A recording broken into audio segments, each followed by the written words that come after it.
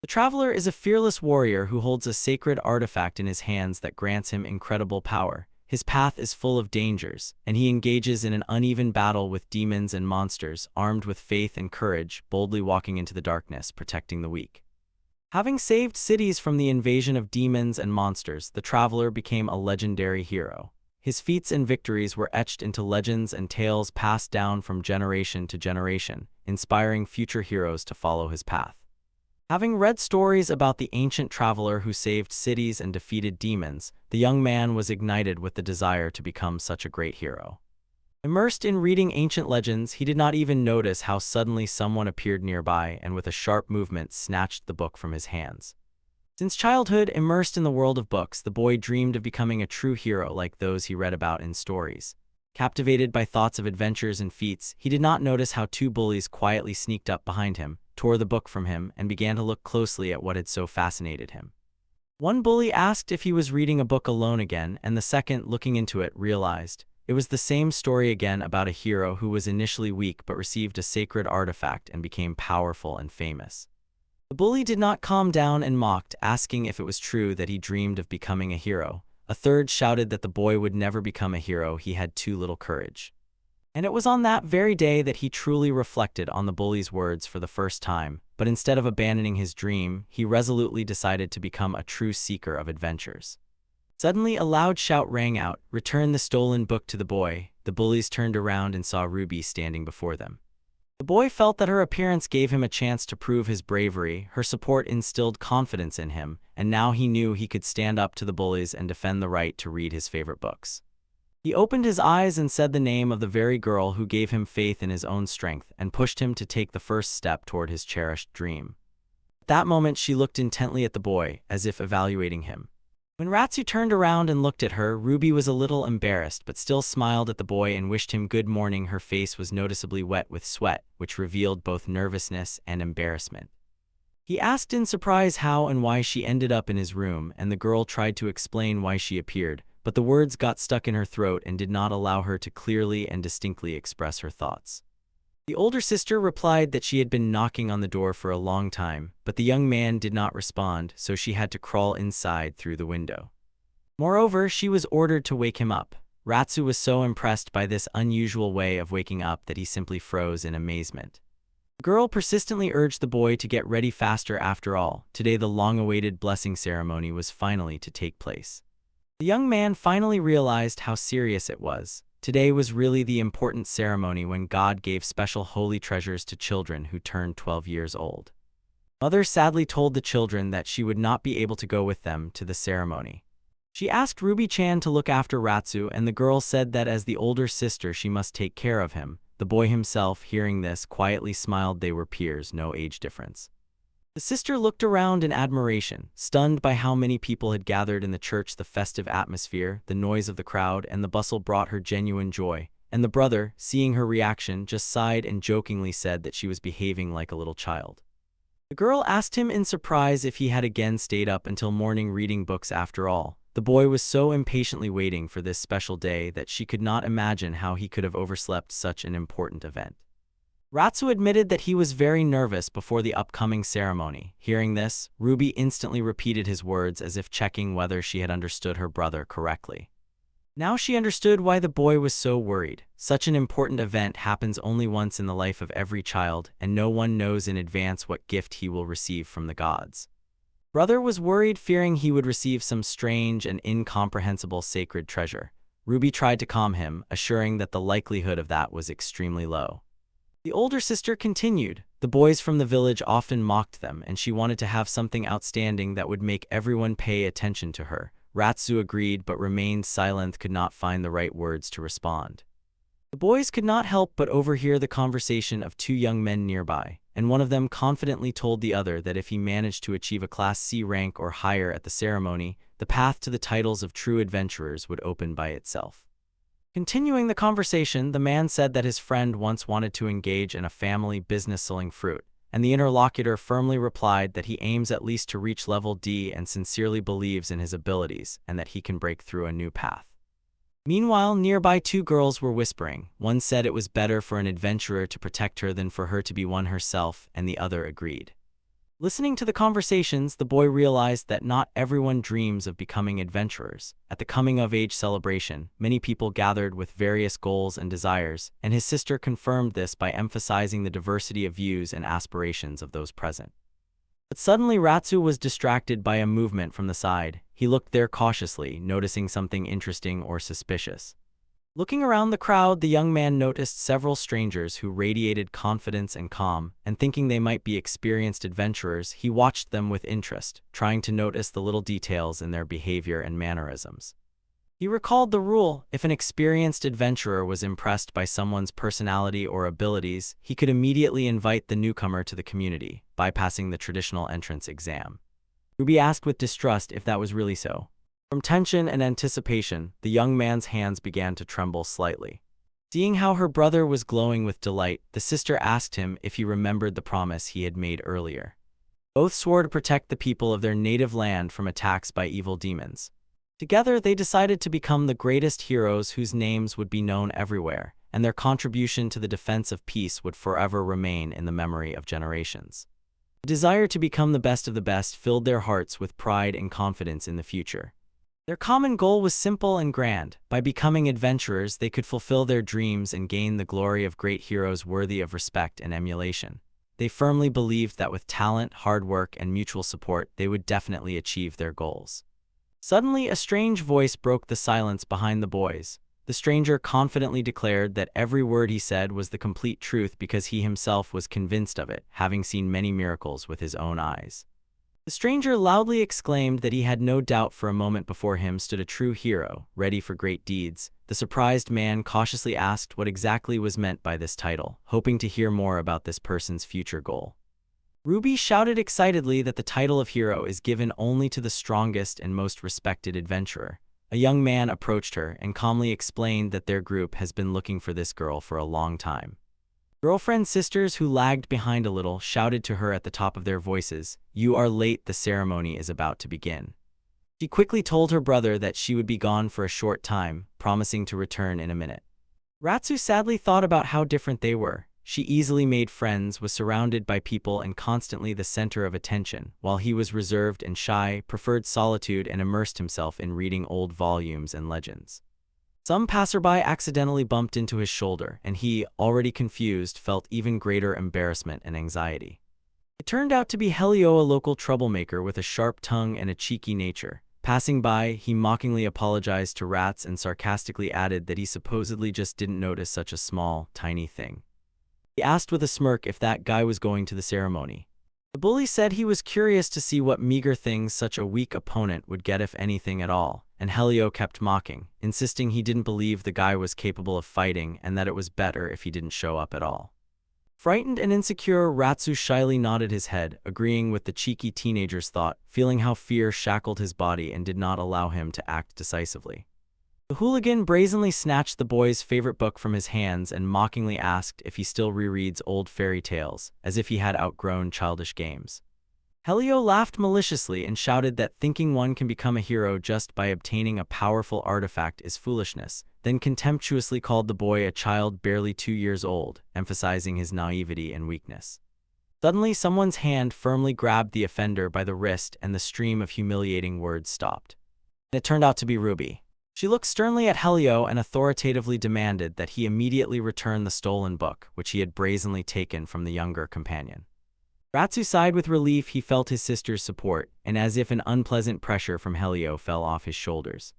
Annoyed that the girl was meddling in matters not her own, the hooligan clicked his tongue and angrily muttered that she always spoils his fun by getting in his way. Helio boldly declared that a man who needs a woman's protection definitely does not deserve the sacred artifact or to be called a true adventurer. These biting words painfully wounded the boy. He felt worthless and miserable. Ruby instantly took the boy's side and gently suggested, "Sometimes the best answer is silence, and such attacks are not worth attention." The girl proudly said that her brother wants to dedicate himself to a noble cause to become a skilled and brave hero, who will bear responsibility with dignity and overcome any difficulties. Ratsu felt deep gratitude towards his sister. Only she could understand and support him, restoring his faith in his own strength. The priest solemnly announced the beginning of the important blessing ceremony, calling the young candidates undergoing the initiation rite to approach the temple altar, where sacred relics and divine protection awaited them.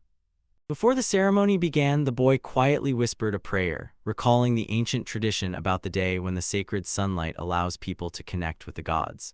Ruby, sensing the approach of the fateful moment, quietly warned her brother that the ceremony had officially started.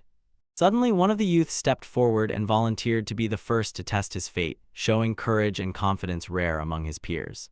Under the watchful eyes of the gathered crowd, he confidently walked to the altar, gathering all his determination to successfully complete the ritual. The priest addressed him with the words, "Focus and pray." Soon a bright beam of light touched the youth's face, filling him with energy and inner radiance, a sign of the god's approval.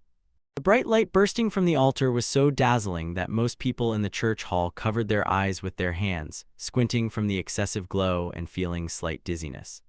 When Ratsu opened his eyes, he finally understood before him was not an ordinary church, but a majestic hall full of bright candles and a mysterious atmosphere.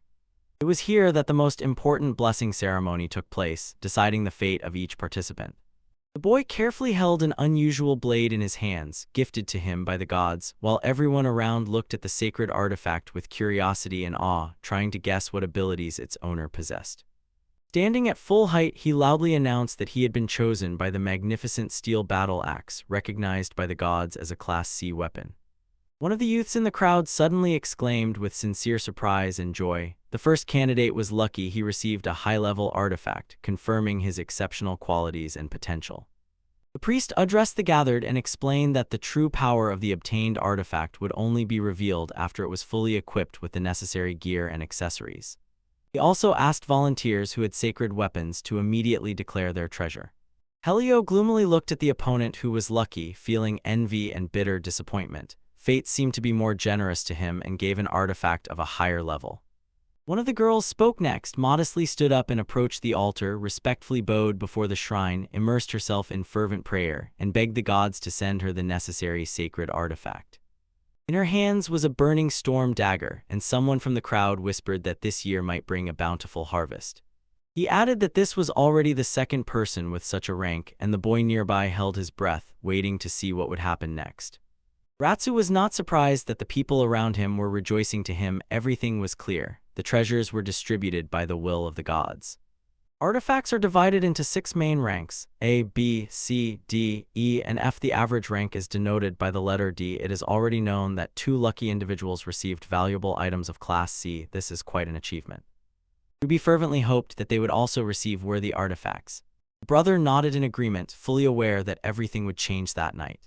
He keenly felt his weakness and tendency to tears had been mocked all his life, but now the decisive moment had come that could change his fate. For this, he needed a powerful artifact that would give him strength and confidence. His sister calmed him down. "Don't worry, everything will be fine." It turned out that Helio received a lightning B-rank spear, and his friends rejoiced, said they knew it, and then asked him to show it. Various groups persistently called him to join, promising the path of an adventurer, but the young man only smiled condescendingly, cast an appraising glance at the young seekers of adventure, and doubted whether they would really be of use. Ratsu tried to support Helio, sincerely rejoicing in his success. Meanwhile, Ruby, watching what was happening with envy, firmly decided to obtain a treasure much more valuable and powerful, and the boy next to her encouraged her with words of support and wished her luck. The girl said her name and began to pray, immersing herself in a conversation with the gods, while the boy nearby was tormented by doubts and hope, wondering if his older sister noticed his feelings and worries. When he was little, he preferred to dive into books, so he often found himself alone. The young man recalled how his peers constantly humiliated him, insisting that he would never become a true hero. Only his sister always stood up for him, supported and inspired him to believe in himself. She bravely fought those who mocked her younger brother, but as an older sister she understood. She could not protect him forever. The boy would have to learn to stand up for himself and prove to others that he was worthy of respect, and the girl also knew that he wanted to become a cool hero. It was at that moment the young man began to think that he dreamed of becoming as strong and brave as his older sister. Level a sword fire dragon fell from Ruby's hands. The priest solemnly showed this unique artifact, admitting that he was seeing such a thing for the first time and called it truly amazing. Boy sincerely admired Rubia. She proudly showed the most powerful artifact she had to her younger brother. He looked at her with adoration and considered her a true heroine. Suddenly, proposals to join various teams overwhelmed the girl, but she simply wished the rats good luck and left the choice to herself. The boy slowly approached the altar and, bowing his head, humbly asked God for the strength to become a hero. He begged for strength to forever get rid of the image of a weak, whiny boy whom even Helio easily defeated. The young man wanted to gain such power that would allow him to help Ruby and fight honorably side by side with her. He needed this strength for only one thing: to be able to protect his dear older sister. His hopes were shattered when the young man received an extremely strange and, frankly, unattractive artifact. Helio laughed loudly and mockingly said that the boy was left with nothing, just a pile of useless junk. While the whole company was laughing, the sharp click of women's heels sounded in the room and immediately drew everyone's attention. Everyone immediately noticed a beautiful and majestic girl who confidently entered the room. Her appearance and manners spoke of true aristocracy, and no one doubted this was the very celebrity whose arrival could not be a mistake. The hero of Paludi approached Ruby with an offer to join her. Everyone was stunned. The heroine of Paludi herself invited this girl to her squad, and many believed that she must accept, because such an invitation does not happen to everyone. Ruby herself could not believe the miracle that had happened. The heroine decisively said that she should follow her, but the girl, blinking her eyes in confusion, tried to explain something and hesitantly chose her words. Ruby tightly squeezed her brother's hand and gently asked the respectable lady to wait a little. The boy found out that his reward was an artifact of the lowest F rank, and taking a very rusty and battered sword in his hands, was truly shocked. The older sister approached Baluda and asked to let Ratsu join too. She wanted her brother to also become part of this glorious team alongside her. She sharply told the young man that he definitely would not become an adventurer. The boy lowered his hands in complete disappointment and hopelessness, losing faith in the possibility of changing his fate. He understood the heroine's words and realized that this was the weakest artifact imaginable. Paluda continued to explain that demons have extremely tough skin covered with protective magic, so ordinary weapons or low-rank artifacts would not even scratch Ratsu. The girl coldly added that his weapon belonged to the lowest class rank F. The boy understood with horror that the blessing ceremony could be considered a complete failure, and that he would have to spend the rest of his life as an eternal loser. The heroine continued, stating that if he went with them, he would very quickly become easy prey for monsters or demons, and then the woman coldly suggested that he voluntarily give up any further attempts to become a hero. The sister decisively replied that no one would know for sure until they tried. She warmly said that she would definitely help. These words caught the boy by surprise, literally cornering him. He clearly understood that the relative would choose him instead of the celebrated hero and protect him forever like a small child, and this thought plunged the young man into deep despair. Ratsu no longer wanted to remain under the protection of his loved ones and decided to act independently that very day.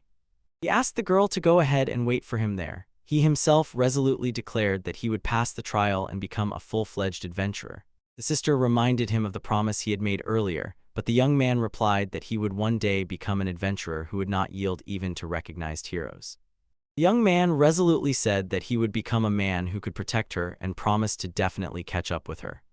Before Ruby's eyes, a familiar scene suddenly flashed. She saw again how her younger brother ordered the monsters to retreat from her, as if repeating an event from the distant past. The sister remembered how he tightly squeezed her little hand, assuring her that she was strong and could overcome any difficulties, how the animals retreated upon hearing his voice, how he begged her not to cry, calmed her, and promised to always be by her side.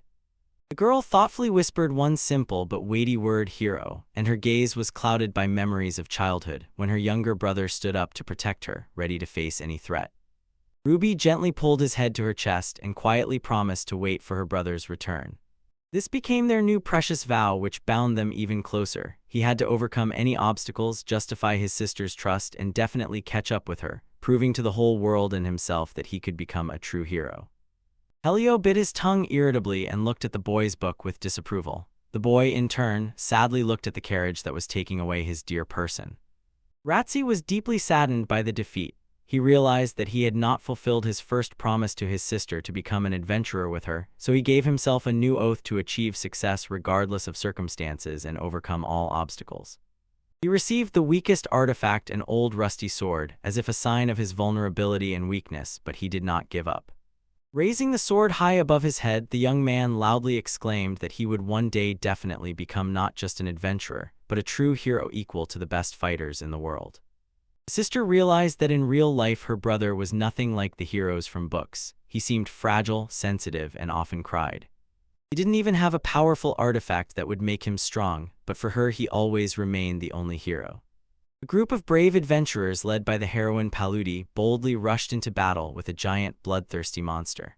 They decisively drew their sharp blades, ready to repel the attack of any enemy. The monster relentlessly approached the team, growling viciously and showing its terrifying fangs and claws.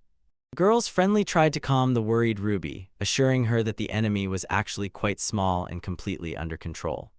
Paludi confidently said that truly powerful monsters rarely appear near villages. They prefer to live far from human settlements. But the girl, gripping the sword hilt convulsively, was still clearly nervous and barely restrained the trembling in her body. Her body was tense with fear, breathing was ragged, heart was pounding wildly. Seeing the recruit's condition, the group commander turned to her. The hero firmly emphasized that such monsters are not the creatures a true hero should fear. Ruby lowered her eyes and shyly admitted that she was embarrassed by her obvious inexperience and afraid of the enemy's treachery. The new recruit said that she used to often come here to play with the village children, adding that this place holds old warm memories and evokes a pleasant, touching nostalgia. The woman asked sympathetically if the girl was worried about her younger brother who stayed at home. Ruby said not really. Her gaze spoke more than words and she smiled slightly as if doubting herself. One of the adventurers in the squad noticed that there were no strong monsters in this forest and asked with surprise how children could even play here, while another girl just smiled and replied that someone always protects her. Again she asked who exactly protects her. Ruby smiled and proudly replied that he was a true hero. The sister was sweeping the yard, glanced at her younger brother and asked, "What are you doing here?" Ratsu replied that from today he would become the sister's assistant on the farm. He had grown up under the strict supervision of his mother all his life, but now it was time to prove what he was capable of and get to work.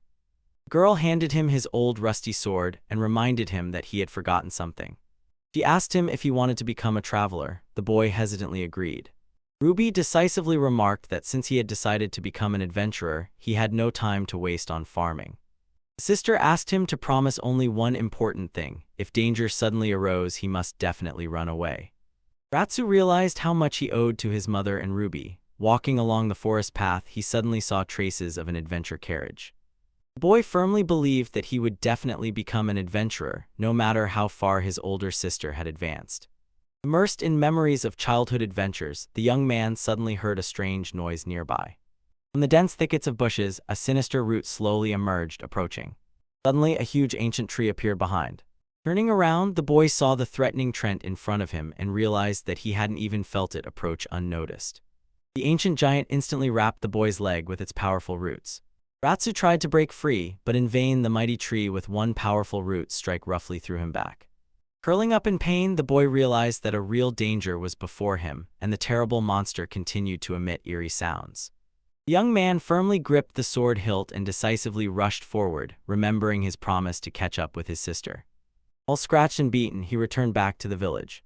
The sister sternly asked him if he had run away as they had agreed, and the boy confidently confirmed that he had. The next morning, despite everything, the young man went again to fight the same dangerous monster. The young warrior delivered a powerful sword strike directly at the roots of the ancient Trent, putting all his strength and determination into it. Luck failed him again. The sword turned out to be so dull that it was almost no different from an ordinary wooden stick, and this terribly irritated the boy. On the third day, the boy came again to fight the tree monster. Boys passing by looked at him in surprise, not understanding why he tried every day to overcome what seemed like a futile obstacle. And so the fourth day came, and the young heroes continued to fight the rebellious tree monster with the same determination. On the fifth day, nothing had changed. The young fighter gave all his strength to cope with the enemy, but his successes were barely noticeable. 3 years passed. One day, 2 young girls were chatting lively by the road. One asked why the other had not yet left her native village in search of a better life, and the other thoughtfully admitted that she was thinking about finding a suitable job. The first one remarked with understanding that the capital was full of interesting vacancies. Suddenly, their conversation was interrupted by the movement of the root of an old tree nearby. They were terribly frightened. Suddenly, a huge Trent appeared before the girls, ready to attack. but suddenly Ratsu stood nearby, bravely defending them and preparing to rush into battle. With one quick and agile move, the young man dealt a devastating blow to the giant tree. The young man calmly explained to them that the monster was approaching the village, but now there was no threat and no one was hurt. The first girl reacted instantly. She released an arrow straight at the target. It hit the tree.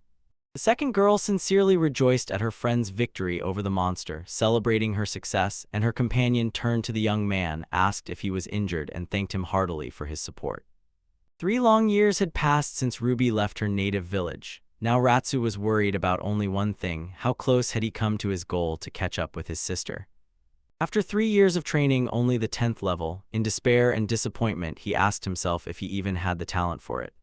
While he was tormented by thoughts of his own inferiority and that he was falling behind his sister, the young man accidentally saw 2 boys gathering firewood and selling it to the villagers. One of the brothers, with a bitter smile, sarcastically asked Ratsu why he had continued training for 3 years, not seeing the obvious futility of his efforts. The boy recalled his sister's advice. She said she would patiently wait for his return.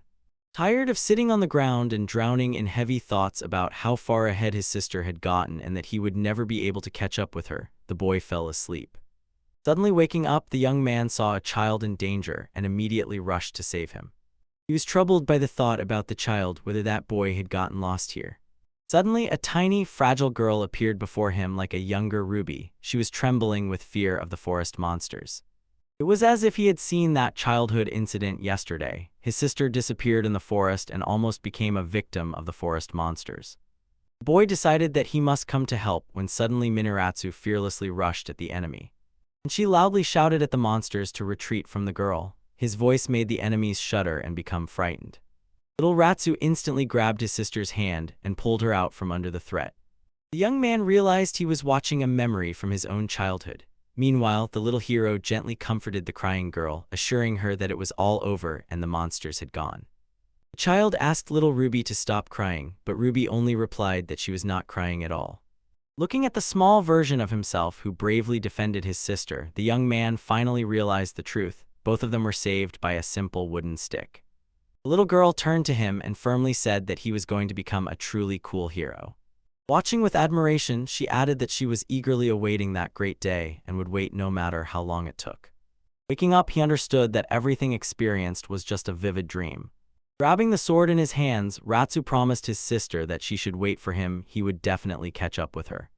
Getting up, the boy heard someone's anxious scream and thought that he was still in the world of dreams.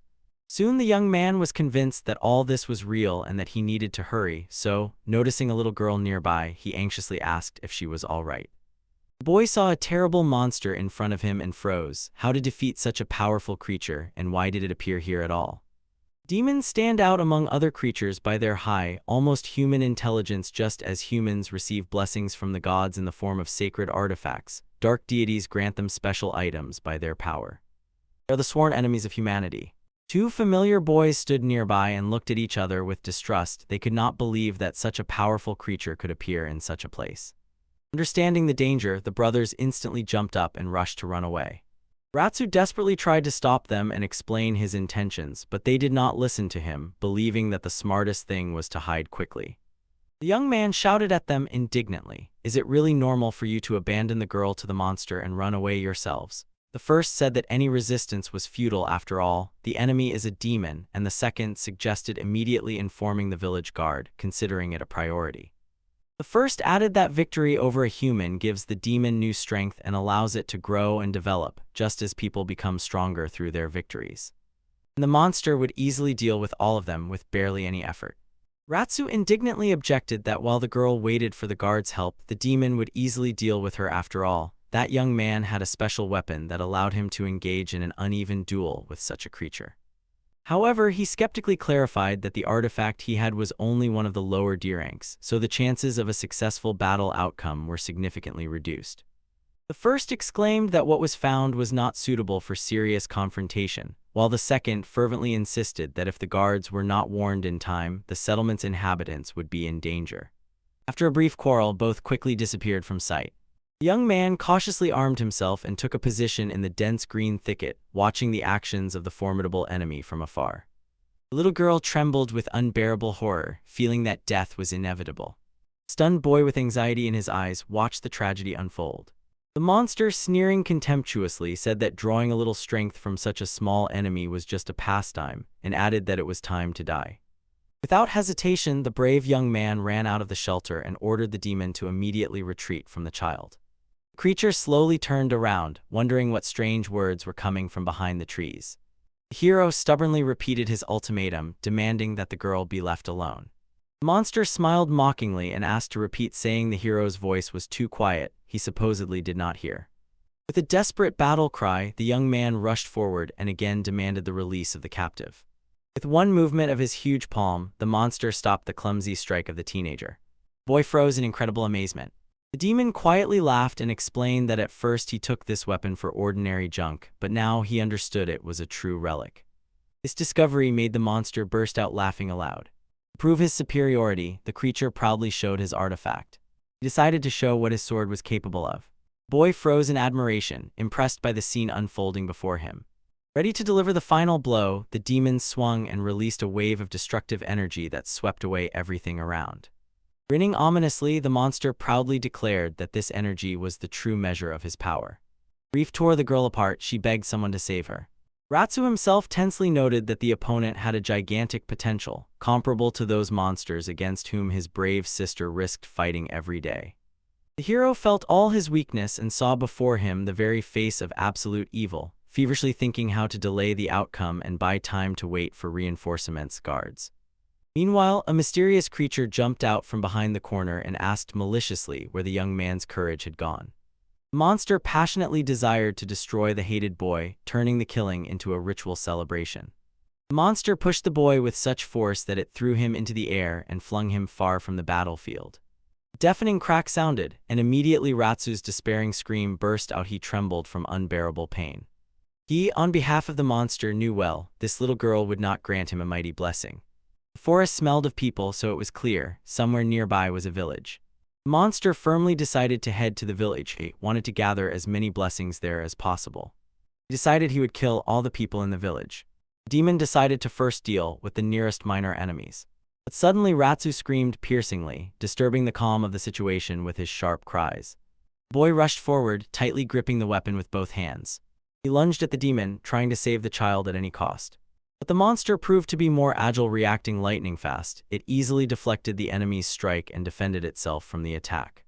The demon praised the young man's strike. Courage and skill were on display, but the end of the fight was predetermined and everything would soon be over. He told the heroic fish that they would meet again, while the boy desperately held back the blows of the sharp blade. The youth's sword slowly crumbled, turning into a pile of fragments right in his hands. The creature's stunning jerk threw Ratsu aside with such force that he flew a considerable distance. The youth, covered in bruises and bloodstains, fell to the ground, mouth open, convulsively gasping for air. The demon said indifferently that he would get rid of him after dealing with the girl. Lying on the cold ground, the boy bitterly regretted and begged Ruby to forgive him for once again failing to keep the promise he made to her. Guilt and shame tore his soul apart. Neither of the two most important promises was fulfilled. The first turned into defeat. The second, born from the desire to catch up with the girl, turned out to be no less unrealistic. Only one thought warmed the young man's heart. Perhaps this wonderful girl did not hold a grudge against him at all. He knew clearly, at this moment, only he could protect this child.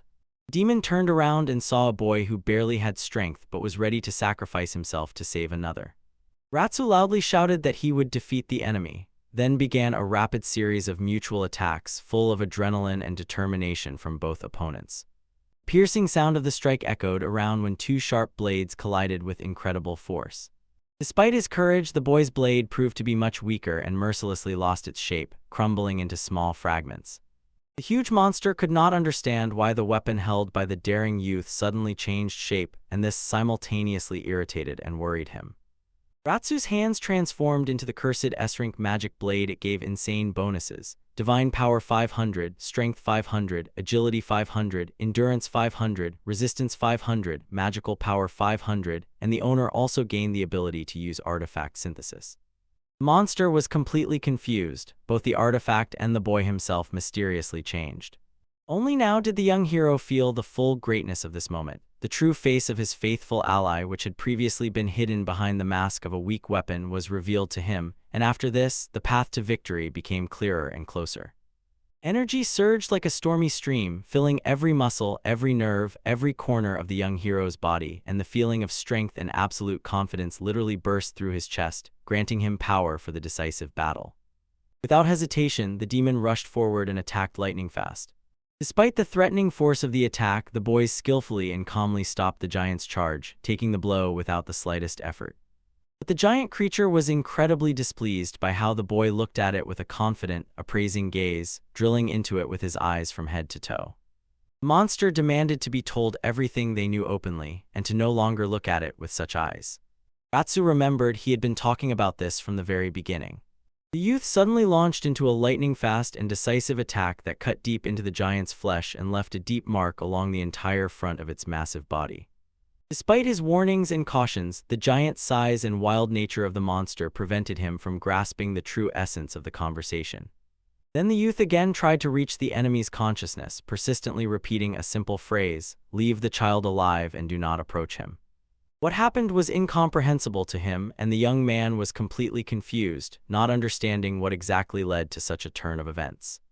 Having taken its true form, the ancient artifact began to emit waves of pure energy that penetrated the owner's body and saturated him with supernatural power, significantly exceeding his previous level of abilities.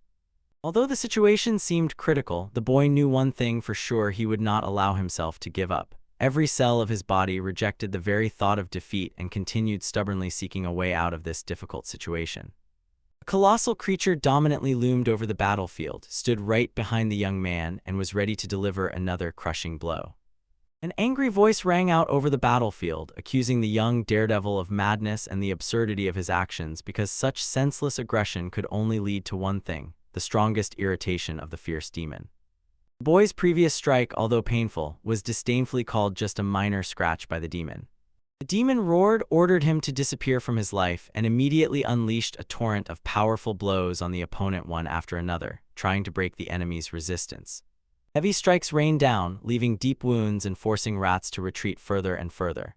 Unafraid, the young warrior stood firm and decisively began his deadly attacks again, subjecting the demon to the harshest trials. After each accurate hit, the giant monster emitted terrible screams, feeling unbearable pain.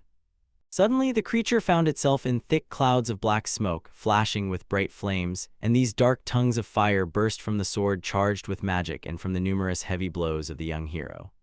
Admiring his own abilities, the youth felt confidence in his own strength growing within him. In contrast, the monster was truly shocked to learn that the mystical black fire, which he had long considered lost, had returned to the world. A sudden impulse made Ritsu firmly grip the hilt of the ancient blade and with lightning speed thrust his hand forward, stabbing the sharp tip directly into the demon's vulnerable spot and cutting through his entire torso. Stunned by failure, the monster long tried to understand how something so insignificant could prove stronger than his power. When the truth became obvious, the demon's body began to flicker with a dim light, gradually evaporate and disperse until it finally disappeared from reality. The boy exhaled deeply with relief, pleased that the hard struggle was over, and suddenly the sky was covered with gray clouds and large raindrops began to fall, as if washing away all the tension from him. The youth fell onto the soaked ground, exhausted in body and soul, and the little girl he had saved from the monster ran up to him with hurried short steps. He anxiously asked if her brother was feeling well. Ratsu began to regain consciousness. The boy instantly came to his senses. He was lying in his own bed at home, surrounded by familiar warmth and comfort. His mother entered the room, her voice trembling. She asked if her son had really woken up, and added that he was brought by guards they found in the forest. The boy dreamily recalled how the guards found him and how a mysterious voice gently called him brother. The boy was about to ask about the fate of the girl, but his mother quickly interrupted him and gently, confidently assured him she was fine. The boy sighed with relief, and the mother continued the story, saying that for 3 long years she dreamed of seeing her son alive and healthy, who had stopped risking his life fighting dangerous creatures. Once the parents of this woman lived in poverty and barely survived until they started cultivating the land, then stability and prosperity appeared in their lives. She was happy that she did not prevent her son from fighting dangerous monsters. After all, the girl he saved thanked him, crying with happiness. The woman's eyes shone with pride when she admitted that every day she sees her son grow, he not only becomes stronger in body but also learns to make wise decisions, shows courage and kindness, becoming a real man. The young man's heart trembled with a wave of gratitude and respect. Hot tears almost flared in his eyes. The sincere message from his beloved mother deeply moved him. She turned to her son with an important question to find out if he was going to take the exams needed to officially become a professional adventurer. Ratsu agreed that the exam was necessary. It opened the way to officially become an adventurer, but the young man understood that he could not leave his native home because his attention and help were vital for his mother, who needed protection and support. But the woman suddenly came closer, tightly hugged her son to her chest, and quietly asked him to make one important promise. He begged the boy to spare his life and not to go before her. And it is necessary to help ordinary people, to protect them and stand up for their defense against any threats. Tears rolled down his cheeks, and the boy promised aloud to listen to his mother's advice, confessing that he was proud of her and infinitely grateful for such a wonderful mother. She also imposed a whole set of conditions: to visit twice a year, to save the earned money, to watch his diet, and not to go to bed with a full stomach. The young man involuntarily wondered whether all this should be considered one promise. 3 years had passed since Ruby left. Finally, Ratsu's adventure begins. The goal is White Rondo, the city of young adventurers. The boy says he will definitely pass the exam and become an adventurer. The young man's sword returned again, and he looked at it anxiously, not understanding why it had rusted again. He felt embarrassed. The boys who fled the battlefield during that memorable duel made a scabbard for him as an apology, and receiving such an unusual gift, he felt both flattered and confused. Ratsu decisively decided to find out in detail what mysterious hidden power his magical sword concealed. Mysterious ability, evolution, which could radically change the course of battle and open new possibilities for the blade. To activate the evolution ability, first you need to release the true form of the sacred artifact hidden in the blade, and only then can you enable the special effect, the one that ignites the fighting spirit. The boy suddenly realized the true fighting spirit is born in moments of complete despair, when you desperately fight a powerful demon. He told himself that he would definitely become a true traveler and a heroic defender, ready to stand up for his mother and beloved sister Ruby, and these thoughts filled him with strength and pushed him forward, overcoming any obstacles on the way to the dreamed goal. Suddenly his blade transformed, taking on a completely different shape. The blade began to look even more threatening and majestic. Ratsu suddenly realized that he could independently change the shape of the blade by activating the skill in an unusual way. This discovery filled him with confidence because now he understood. The power of the sword can be controlled not only in moments of danger but also consciously, directing it in the desired direction. The young man, looking at the changed sword, thoughtfully said that it really looked like an artifact of some ancient demon. His voice was calm, and in his eyes flashed surprise and caution, mixed with curiosity. He carefully compared his new blade with the demon's sword he had defeated earlier and noticed an impressive similarity. The shape of the blade, the patterns on the hilt, and even the light emanating from both swords were almost identical. The guard who helped the young man immediately handed over both swords. He could not precisely determine which one belonged to the hero, and because of this, confusion arose until the young man figured it out and chose his blade. It turned out that the boy could now see the characteristics of different artifacts. Using the new ability, he examined the weapon of the defeated monster and learned that this sword was called the Great Sword of Black Flame and had an impressive rank B. The boy did not dare to leave the found sword at home, so he took it with him, but quickly realized fighting with a foreign artifact is a risk because each such item has its own temper and connection with the owner, which cannot be established in a moment. Suddenly the blade tore from his hands and rushed upward, like a living creature striving to break free from earthly chains. Then the second sword, following the first, rose into the air, and the boy stood in complete amazement, not understanding what caused such unexpected behavior of the two artifacts, and stunned by what was happening, tried to find out what had happened. He was truly shocked when he saw how the blade of the fallen demons slowly dissolved and merged into his own weapon. This incredible spectacle caught the young man by surprise and caused a wave of embarrassment and anxiety. The sword sharply plunged into the ground, and the young man remained standing in complete amazement. He could not comprehend what had happened, and why his weapon had acted so strangely on its own. The boy carefully lifted his cursed S-rank magical sword and felt a significant change within it. The blade looked different, emitted an unfamiliar aura, and seemed to deliberately draw attention to its new appearance. He was truly stunned. A new skill appeared in his sword, Stats Black Flame, borrowed from a fallen demon, and the blade itself learned to use magic and gained the function of synthesizing sacred weapons, which expanded its combat capabilities. The young man stared in amazement at the new skill. He had no idea what power the synthesis ability concealed, so he was very eager to study this phenomenon more closely to discern the true potential of his unique weapon. Artifact synthesis is an amazing power, to create a sacred artifact using the blessing of an evil god as material for enhancement. When he masters the magic of synthesized artifacts, he can apply it, but only to sacred relics that are not worn. He sincerely believed that synthesis was an incredibly rare skill. After all, the demon they had just defeated possessed the magic of black flame, and now that same magic was successfully synthesized directly into his personal artifact, enhancing its abilities and unlocking access to a new type of attack. He was confident. Although the sword's overall status was only 500 units, it looked like a real cheat find, clearly giving more power and advantages than ordinary items of the same level.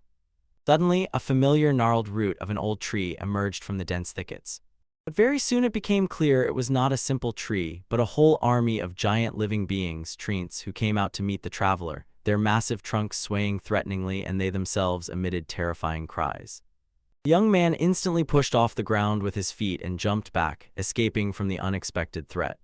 Then, deftly dodging the enemy's attack, he confidently grabbed his tried-and-true blade, ready to rush into battle and defend himself from the dangers lurking at every step. The boy respectfully addressed his sword, begging it to grant him the ability to wield the magic of black flame. And he decisively directed a powerful energy charge straight at the advancing enemies, hoping to stop the attack and buy some time for maneuver. A huge charge of dark energy struck the crowd of treants, instantly igniting the wood and turning the mighty trunks into burning torches, and the magical flame devoured everything around, leaving behind a scorched wasteland and scattering the army of aggressive trees. Dazzling flashes one after another destroyed the bodies of ancient treants, and their painful cries echoed throughout the forest. The boy felt sincere joy and relief. He was convinced that the magic of the black flame really worked and would now be available to him at any moment when needed.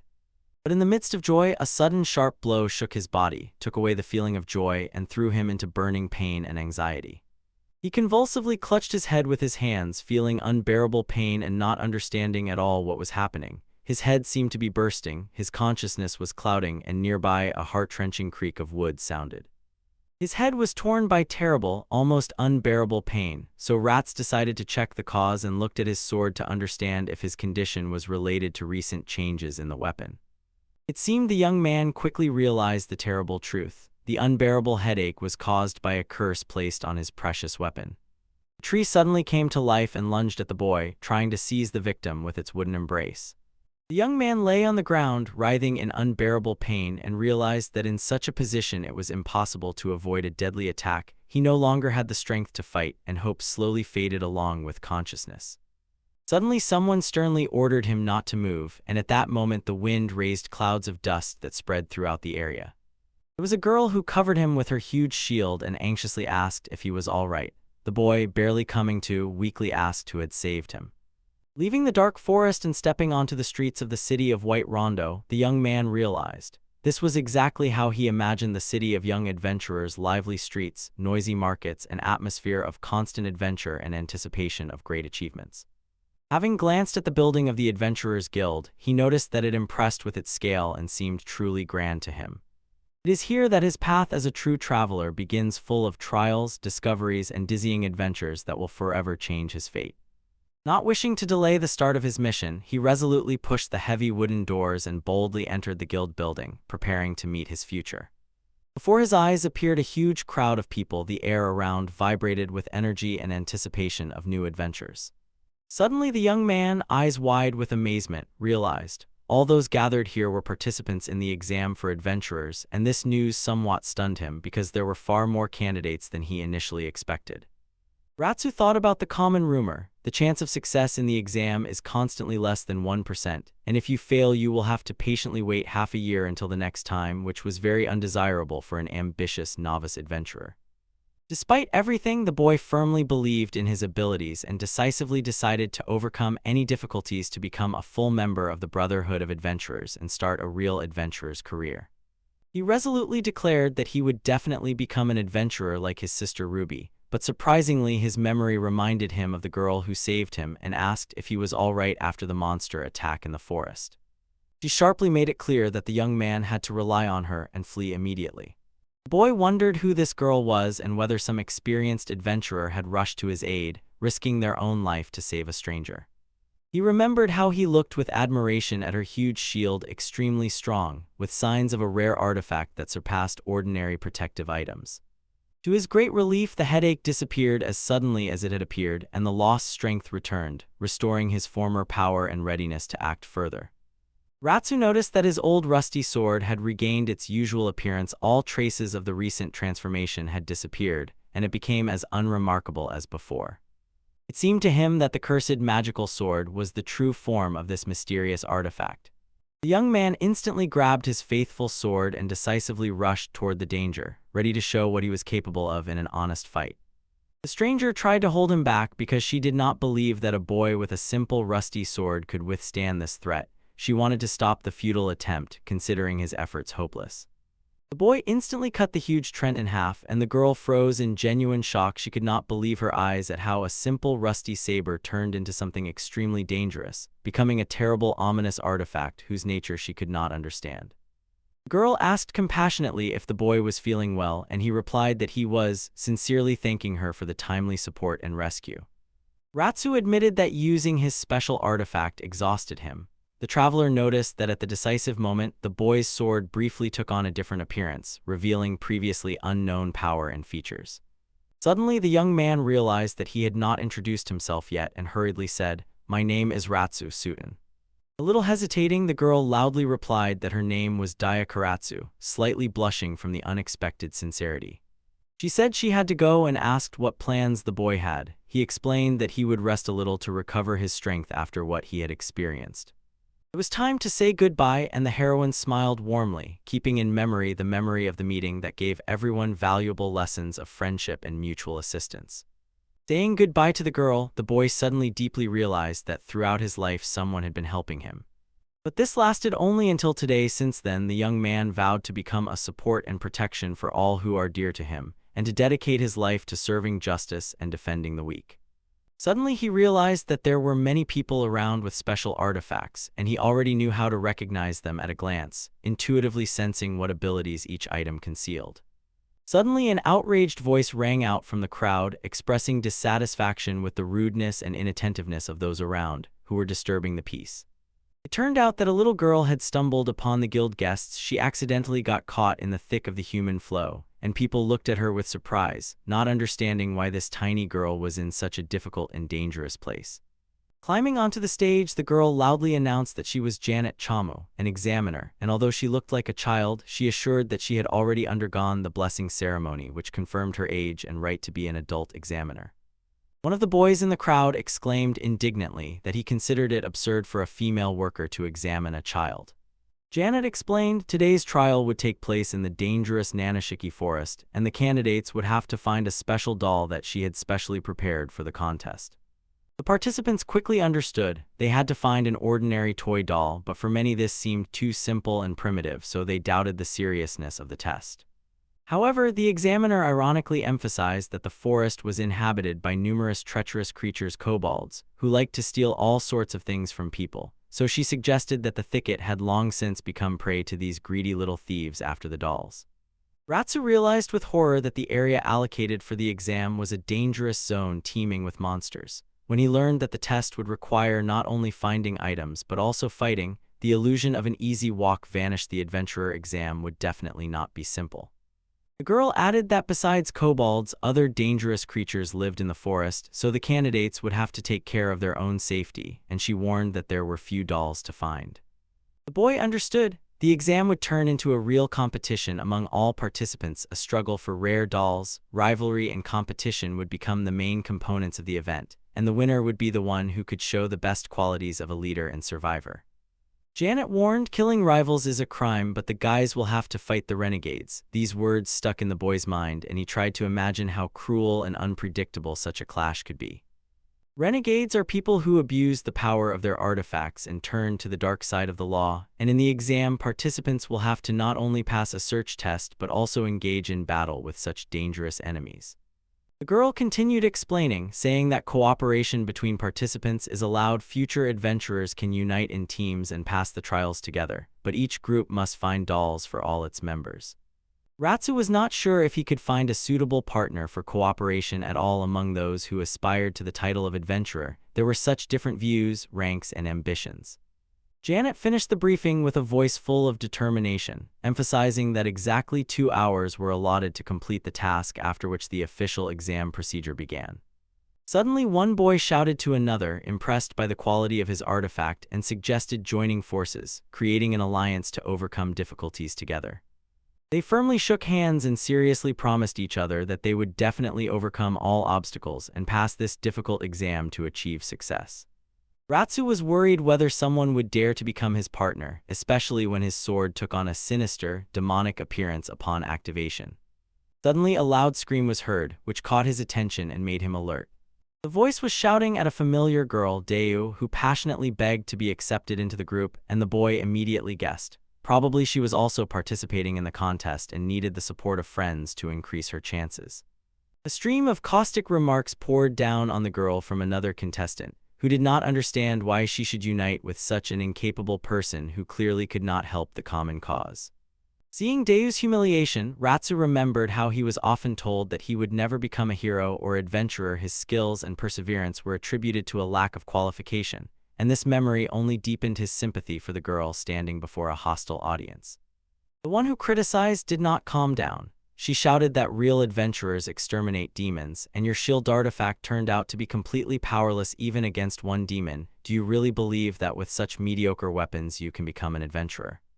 The boy nervously clenched his fists, restraining his anger. The critic did not calm down and insisted that the exam was about killing monsters, and asked with distrust whether Dea could win at least one toy doll in a real competition. She disdainfully said that if other candidates refused to communicate with her, then one should not expect help from them just because they are from the same village. She tried to object. But the girl, having lost control, raised her voice and raised her hand to hit Dea at the last moment. Her hand was intercepted by the lightning-fast movement of Ratsu, and the possible trouble did not happen. Grabbing her hand, the boy met the gaze of the offended girl. On her face was clearly readable a mixture of irritation and hostility towards him. Her eyes sparkled with flashes of indignation, and her lips were tightly pressed, showing an internal struggle of feelings. The young man sharply intervened and loudly said that such behavior was unacceptable and crossed all bounds of decency. The aggressor, noticing the intervention of a stranger, glanced at him with rage and demanded that he explain who he was. Dea joyfully recognized her friend, and the picky girl instantly realized that they were well acquainted. Displeased by the intervention of a stranger, she rudely addressed the boy and asked what he wanted here. The boy looked warmly at his girl and invited her to join his team. The offender became angry at what she heard, considering the proposal absurd and stupid. Her face twisted with displeasure and her voice trembled with indignation, as if accusing the boy of lacking common sense and seriousness. Ratsu gently said that he saw the perfect combination of their talents and skills, so he called his friend to join, and when he added that he was glad to meet his savior again, his words caused deep surprise and irritation in her offender. The boys from the neighboring team mockingly teased, saying that she was going to work with a participant who was not capable of defeating even a simple monster, and also mocked that the artifact of that boy was so poor that it was completely rusted.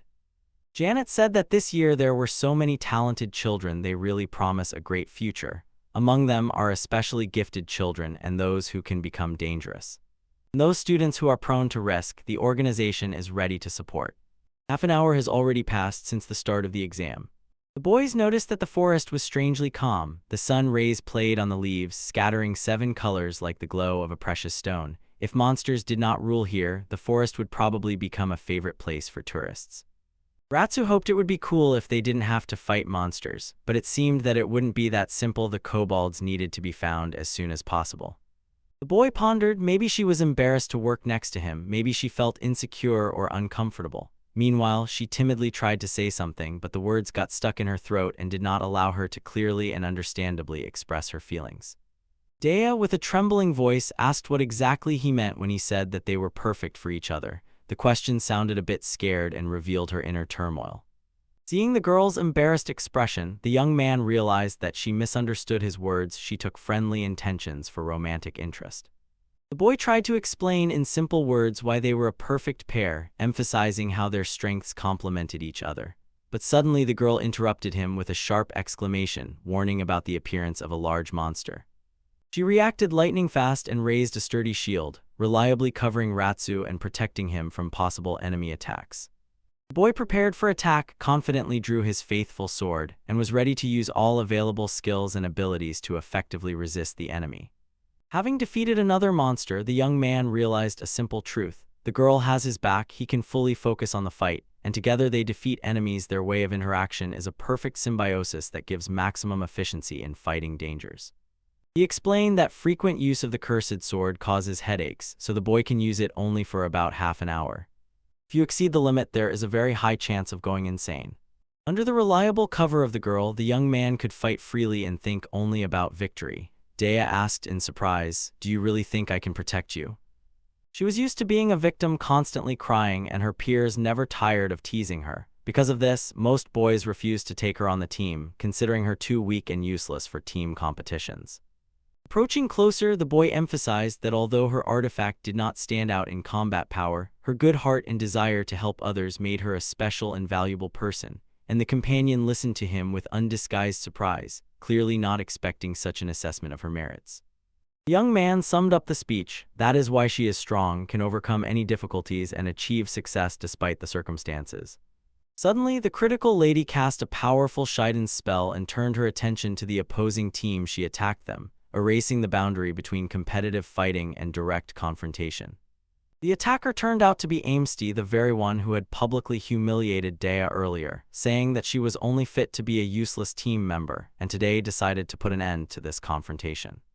The boy instantly assessed the situation and seriously asked the girls how their team planned to act further in this conflict situation. With confidence from Amesty, it was stated that the rules allow them to fight renegades for dolls. When the young man noticed that their team had no dolls, the leader of the opposing team only smiled smugly and pointed back in response.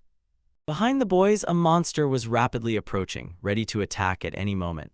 The danger increased, forcing the young warriors to tense up and prepare for the inevitable clash.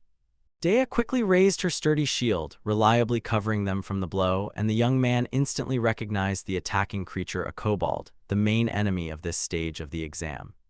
The girl held the defense with all her might, repelling numerous blows of the enraged monster rushing forward with inexhaustible aggression and hatred. The shield trembled from the weight of each blow, and it seemed it was about to break under the beast's pressure.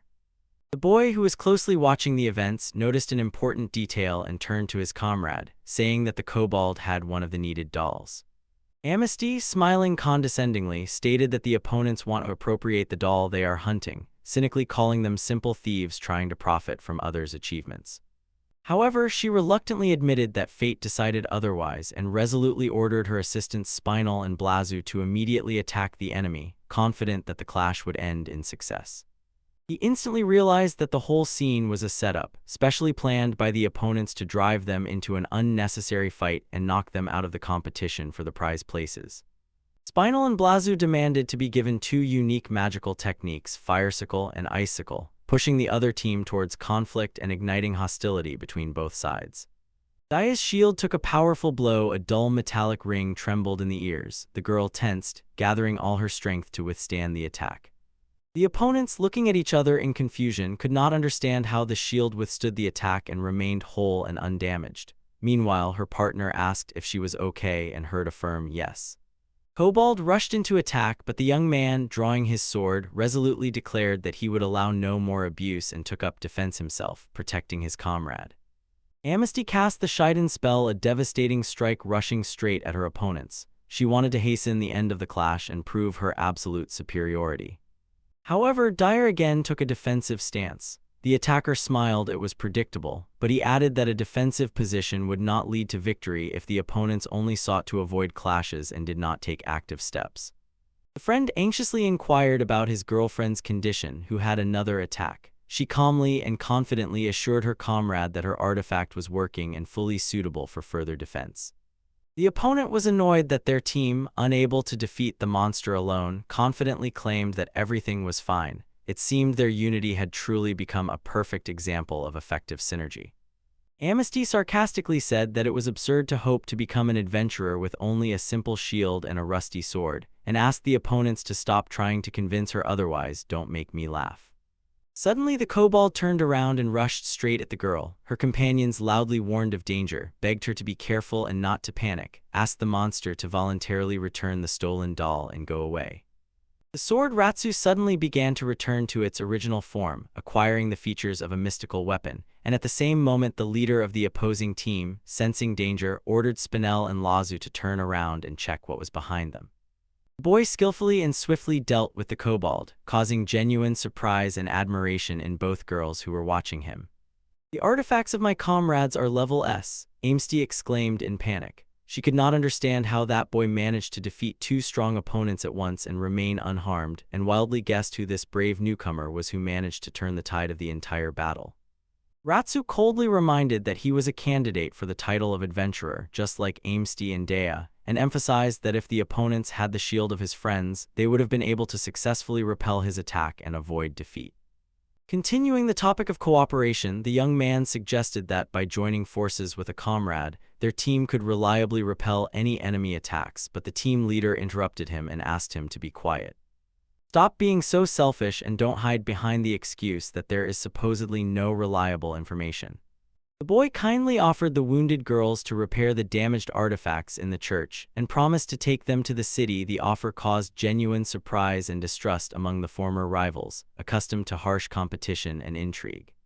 The young man continued to insist, emphasizing that although the exam was a formality, he felt guilty for the damaged artifacts, but Amnesty rejected his offer.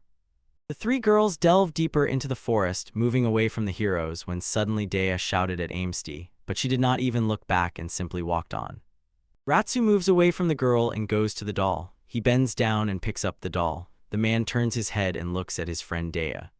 The boy stands silently looking at the doll. Suddenly he is enlightened, and turning to the girl, he says that now they have one doll and now she can become a traveler, and the girl silently stands with her back to him. Suddenly Ratsu notices that Dea is crying bitterly, tears rolling down her cheeks. The girl, in a sad mood, tells the man that it is truly impossible for everything to become like before again. He silently looks at her and then quietly asks what happened to her. Dea watches as three girls walk away and tells the boy that they were once childhood friends in their village, adding that Amnesty taught her a lot. The girl with a warm voice says that Amnesty helped her in everything, both in studies and in training. She was her sister.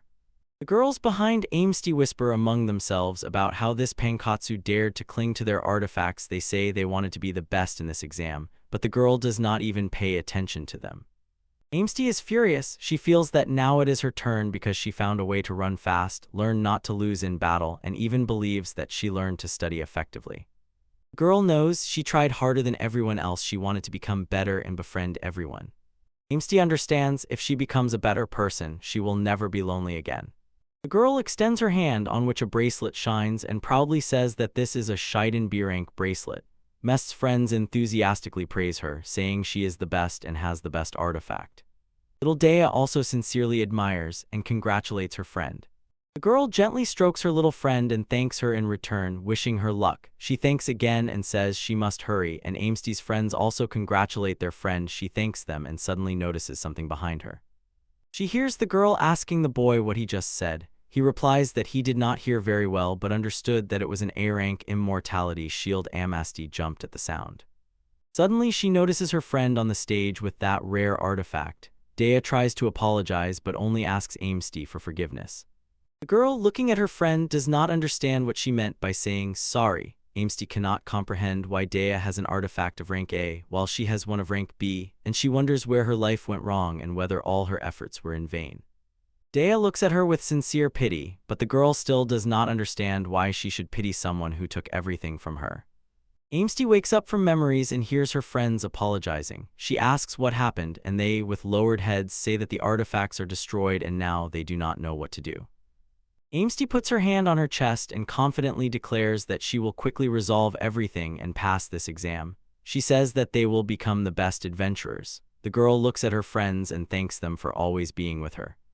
The girls stood in the middle of the forest, whispering about how curious they were and who this swordsman really was, when suddenly they noticed that his rusty artifact unexpectedly changed. One of the girls laughed and said that her friend was terribly scared then, to which another replied that Spinal was already ready to cry. Amesty warmly smiled at her friends and added that it was time for them to go. Suddenly the girl noticed a suspicious aura behind her friends, got scared and sharply shouted to them, "Step back," because she was worried about them. Girls dodge and suddenly huge claws strike them. The girls fall to the ground, holding their injured arms and not understanding what happened, when suddenly Amesty appears before them, hides them behind her back and protects them. Suddenly a catwoman with ears and a tail appears, nervously laughing, licking her blades with her cat tongue, and says that it is a big disappointment because she thought they would notice her earlier, but unfortunately their intuition failed them. Amesty is gripped by horror. A demon stands before her. Dea looks into her eyes and begs, "Let's be friends again like before. I want to go on adventures with you." The boy turns to the girl's friend and says that she does not need to return to the past. Dea, not understanding anything, asks him again. The man replies that they must become adventurers together. The boy says that from now on she can become her friend, they will be sisters. The girl, pressing her hands to herself, asks again, "Is it really possible to remain just friends?" Ratsu raises his fist and happily says that now she is no longer the sister who follows her, but a friend who stands beside her. The girl sincerely smiles and, laughing, thanks the boy. The girl sincerely admits that she wants to become her friend, and while the boys were chatting among themselves, the demon severely wounds Amesty. The girl falls to the ground, breathing heavily. Her friends desperately worry. The demon, sitting on a tree and hiding in invisibility, replies that this is an unexpected gift for her because the adventurers themselves came into the forest where she was resting. The demon said with pleasure that this is a wonderful place for hunting, full of tasty adventurers.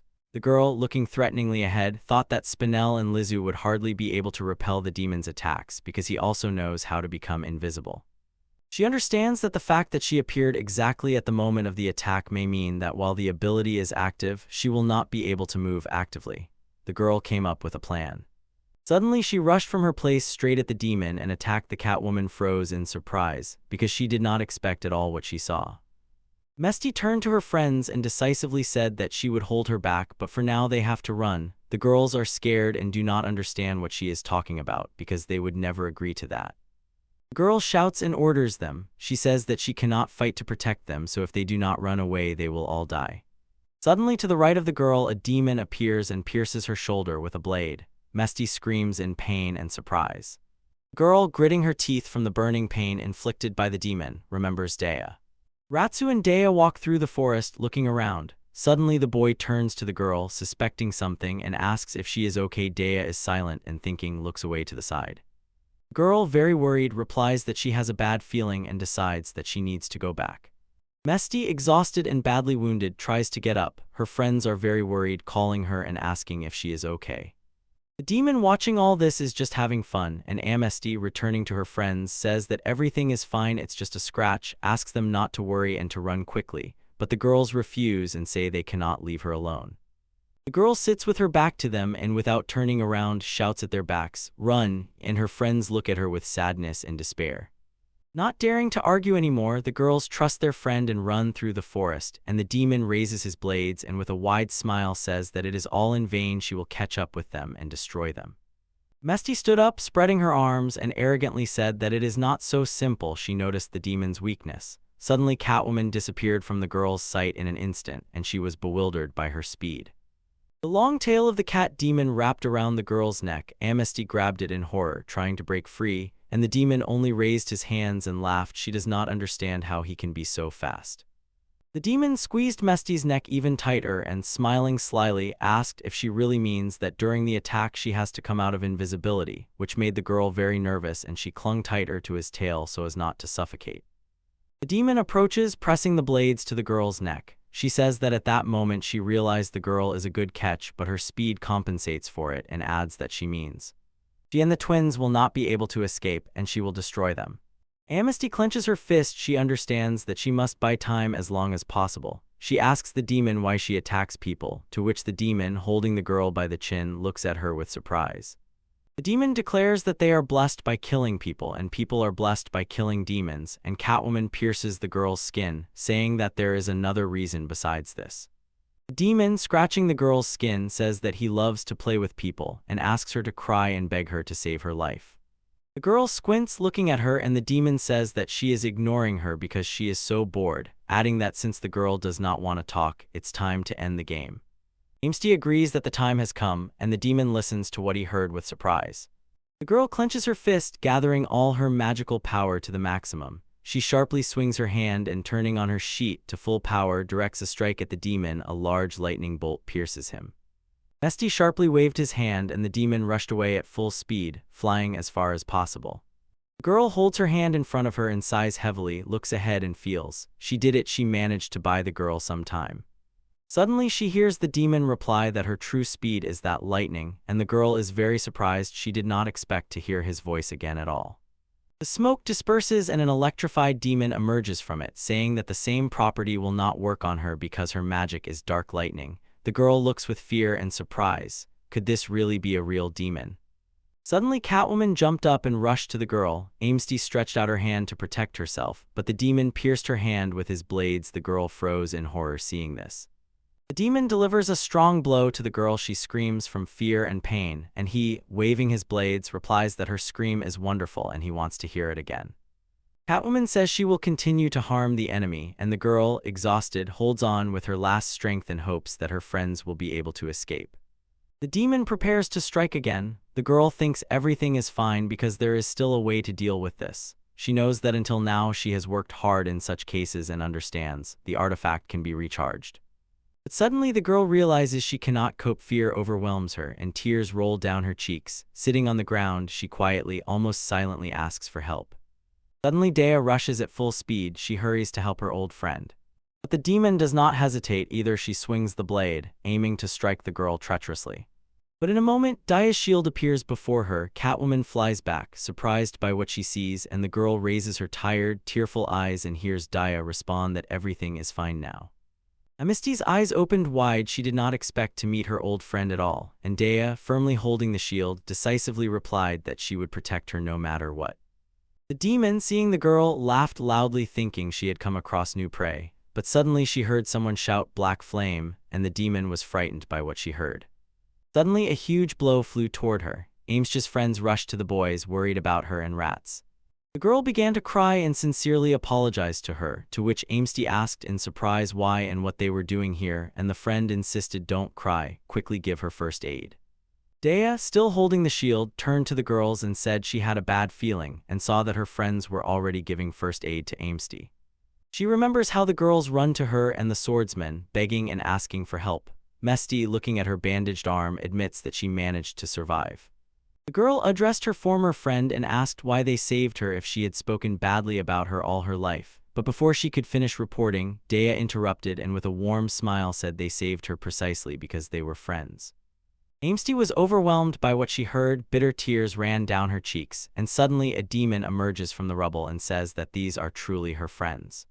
The demon begins to fill with rage, and she says with a nervous smile that she wants to see not tears of peace, but tears of pain. Suddenly a woman with a wildcat face rushed forward, ran up and asked what would happen if she tore her friend apart right in front of her. And suddenly Ratsu appears before her, deflects the blow and delivers his own. The demon doesn't even have time to react. The demon, blocking his sword with her blades, snarled for him not to stand in her way and let her do it. Catwoman sharply accelerates, waving her blades, and says she will grant the magic of the dark storm. But the boy deflects her blow, slightly pushing the demon back. He notices that she is very fast and says he grants the magic of black flame. His sword is covered with a black aura in the form of fire. The boy swung at the demon with incredible force, but she managed to dodge. Catwoman, impressed by such strength, asked in surprise what kind of child this was, and instantly the boy, without wasting a second, struck again and cut off her tail. The demon notices that her tail is cut off and, boiling with rage, begins to curse. The boy realized that he still knows little and has almost no experience in battles, but with this magical sword he can win, and suddenly, after a moment, he felt something sharp and dropped the sword. Suddenly the man had a sharp headache. The demon, not expecting such a result, asked in surprise what was happening, and she noticed that the artifact had changed its appearance. The demon sees an old rusty sword on the ground and wonders if this artifact has some expiration. One of them laughs, admitting that he is a funny boy, but she will destroy him anyway she strikes, but a girl's shield appears before her. Dea appeared just in time, stood in front of the boy and shielded him with her body while he recovered. The demon trembled. He was afraid to see this girl again. The demon got angry and snarled that she would crush this artifact. To this, Amesty, looking at Dea, replied that it was impossible. It is an eternal shield. Its strength is infinite. The demoness is furious and shocked. Is it really infinite? How can that be at all, and how did this girl manage to obtain it? The demon, again using acceleration magic, says that the boy's artifact and the girl's shield are disgusting but useless against her. In a second she disappears. The boy wonders where she went, and the girl just closes her eyes and listens. In a moment the demon strikes the girl, but she manages to react and raises the shield. The demon gets angry and does not understand how this is possible. The girl says it might be a coincidence and asks what the demon will do next. Catwoman again activates acceleration magic and rushes into attack, but this is also useless. The demon got even angrier and asked who they even were, if they were not even adventurers, to which Dea threw an angry look at him. The boy suddenly remembers she was protecting him all this time on purpose. It was not a coincidence. He realized that she not only saw the monster earlier than others or noticed the enemy's movements, she predicts the future. The enemy, the Catwoman, disappears again right before them. The boy grabs the sword, which has become battle-ready again, and asks the girl where the enemy is now. The girl turns around, listening carefully to him. She closes her eyes, anticipating the future, suddenly opens them and points with her finger to where the demon should appear. The enemy appears in a moment. The cat lady strikes the boy, but he is already ready and blocks the blow. The man, a little excited and even a little scared, admits with slight surprise that the demon is really incredibly fast and lightning quick. He jumps back in slight confusion and sincerely says that under no circumstances will he ever be able to touch her. The demon, bent over with laughter, started hysterically giggling, getting angry and spitting curses in speech, with deafening wit declaring that she will destroy everyone without exception, all her opponents. The boy, reflecting on the situation, understands that even if he somehow manages to defeat her in this battle, the boy exhales, says that everything is fine and that he will bravely try again, no matter what. The man decides to use magic, named Shadden, to try to change the course of events. Suddenly the demon is pierced again by a black lightning. The shock is strong, but she only sighs as if it is nothing important. Catwoman, fierce and overwhelmed with emotions, begins to scream in anger. Didn't I say this wouldn't work, that everything was decided in advance? Suddenly, as if at that very moment, Amista shouts that it must be carried now. And at that very moment, as if by magic, Ratsu appeared behind the demon and delivered a powerful blow. The demon clearly did not expect such a turn, such a sudden change. The man, engulfed in a wave of confidence, delivers a powerful vertical strike to the demon. To her great regret, the cat girl neither manages to react nor defend herself. The boy decisively cuts the demon in half, defeats it, and it soon dissolves into the air, lightly fluttering away. The girls standing nearby watched with admiration, and Dea, filled with joy and a wide smile on her face, shouted loudly that they did it. They managed to overcome the uncontrollable threat. To this, the man responds easily and extremely sincerely. All this is thanks to her and Amista, thanks to their spiritual strength and courage. The boy, full of respect, approaches her, and the girl looks at him somewhat surprised and interested. The man smiles, and because of her reaction, which slightly embarrasses her, the girl becomes shy and tries to say something, but the words seem to get stuck in her throat. Suddenly, the boys hear the exam time rapidly running out. Hearing this, Ratsu and Dea become frightened, realizing they have only one doll. The boy pulls it out and does not know what to do next. The man feels horror in his heart when he realizes either he or Dea will die, and that person, unfortunately, will no longer be able to become an adventurer. This realization overwhelms him, leaving only a shadow of anxiety in his soul. At night, dangerous people wander through the forest and loudly ask each other if anyone has found the girl, because she must be tracked before she reaches the city, and the girl peeks out from the bushes, frightened, and watches them. She heals her wounded hand with restoration magic, but after a few seconds the process suddenly stops. The girl approaches the edge of the cliff and looks at the nighttime forest landscape. She rages every time she looks at the trees, and believes that adventurers are to blame for everything. In the city, a man approaches the rats and asks the boy to tell them about the demon attack. As soon as the exams are over, the boy agrees, looks away, and looks at the only doll. The man with a serious expression looks at the doll, pondering his next steps, when suddenly Dea calmly approaches from behind and calls the boy. The man turns and places the doll in her hands. He holds her without letting go and says that the girl must become a traveler. Dea looks at the doll in surprise. The girl begins to panic but quickly calms the boy and says that he defeated the demon and got the doll, so, in her opinion, he should become a traveler. The man gently soothes her. When they first met, his adventure could have ended right there, and Dea looks at him in surprise. The boy holds her hands together with the doll and says that she protected the stranger because this is a village where kindness undoubtedly protects many. He firmly squeezes her palms, looks at the doll, and sincerely congratulates her. Without letting go of the doll, Amesty suddenly appears, looks at them, and asks how much longer this boy will hold her hand. The man sharply turns and lets go of the girl's hand. He clearly did not expect her here, and Dea blushes with embarrassment, while Amesty, with a bandaged arm and a sly smile, asks if they are really a couple. The boy blushes at her words and tries to deny it. Dea, concerned for the girl, says that she is injured and must rest, and the girl, sighing confusedly, replies that she knows and will soon go to rest when suddenly she takes out the doll and tosses it up. The doll falls right into his hands. He manages to catch it and wonders why the girl did that. Mesty tells him that the doll is not needed by the three of them, so she will lend it to him, and the boy is stunned by the girl's action. Amesty goes further into the city, passes Dea, and seems not to notice her at all. Dea notices this, turns around, is about to ask something, but Amesty, without looking back, quietly says to the girl, "Remember." She returned with a wide, warm smile and said that she would catch up with her soon. The girl sighed with relief, her eyes filled with tears, and she smiled brightly, saying that she would look forward to it. The boys watch as the three friends walk away, and one of them asks the girl if she is okay. She loudly replies that everything is fine. Suddenly someone addressed the boys. "You are the only two who have not yet undergone the procedure."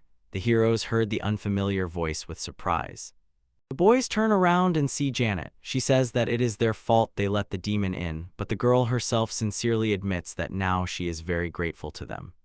The girl looks at them intently and says that from now on their life will become more dangerous.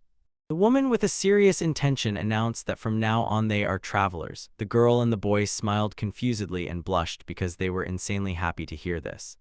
The boys came to the bar to celebrate their promotion. They cheerfully clink their cocktails. The girl turns to the boy and says that it is all very expensive, to which he raises his fist and cheerfully replies that today is a holiday so they can relax. He adds that he still has a lot of money from his mother, which makes the girl blush and worry, saying that she can pay the bill. Suddenly Ratsu remembers and asks the girl, "When I was returning from the guild, I accidentally overheard Amesty talking about my apology for the demon attack." He told her that they were allowed to take the exam in a week, and the girl was both worried and happy for her friend. He added that she didn't need to worry about them, and she replied that she agreed because she understood everything. She wipes tears from her face and, smiling warmly, replies that they cannot become adventurers together, but someday they will have adventures together anyway. The boy is surprised by her words. The man, nodding, replies that she is right. The girl is surprised, clearly not expecting such an answer, and asks again what he means. The boy confesses his secret. He also has a person to whom he promised to become an adventurer. The man says that when he was weak, this man always protected him without hesitation. After a short pause, the girl says during lunch that she understood everything. Dea blushes embarrassedly and asks if he really wants to join him.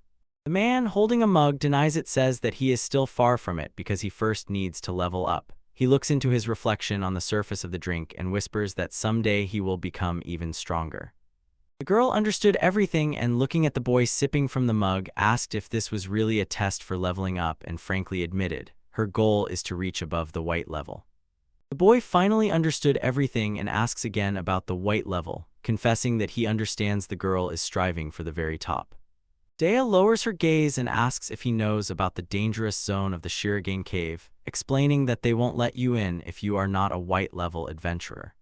The man asks why she wants to go there, and the girl decisively replies that she must get there. That's exactly why she became an adventurer.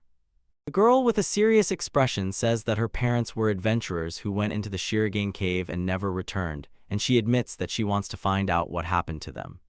The boy is stunned by what he heard. He asks if those are really her father and mother, and the girl stands up, about to confess something to him. She squeezes his hands with hers and, with a sincere look, asks if he wants to join their group because she thinks they are a wonderful couple. The man laughed quietly upon hearing the question. The girl, seeing his reaction, became worried and asked why he was laughing. When the laughter subsided, the boy replied that he had just heard it somewhere before, and the girl blushed even more. The man gets up from the table, eager to quickly thank the girl. He is glowing with happiness. He reveals his true reason for wanting to become an adventurer. The man sincerely admits that he dreams of becoming a hero and protecting people, and asks her if he can dream like that. The girl smiles happily and says that everything is fine. The boys united into a squad and promise to give all their strength to become true great travelers. The next day, Ratsu and Dea come to Janet. She says that they have finally arrived. The man greets Janet and asks how he can help, and the girl replies that she forgot to give them something important because of a demon. She puts 2 books on the table and says, "Here it is." The boys pick them up, hold them in their hands, and look closely, and one of them asks what it is and what it is for. Janet explains that this is proof of completing a task from the adventurer's journal, and that thanks to these papers they will be able to receive rewards and stamps, and the boys look at their notebooks in surprise. The boy held his breath from what he heard and asked again what those stamps were, and the girl smiled and explained, if they collect a certain number of stamps, they will be able to pass the promotion test. The girl and the man realized with surprise it is really possible to pass the promotion exam using stamps and raise their rank. The girl asks if they really want to take the promotion exam and notes that this city is for beginner adventurers. The tasks here are simple, and the reward stamps are small.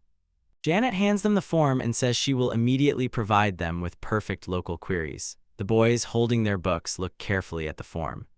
The man holds the form in his hands and asks if this is really the flyer, "I want a dog." He asks if this is really the perfect request.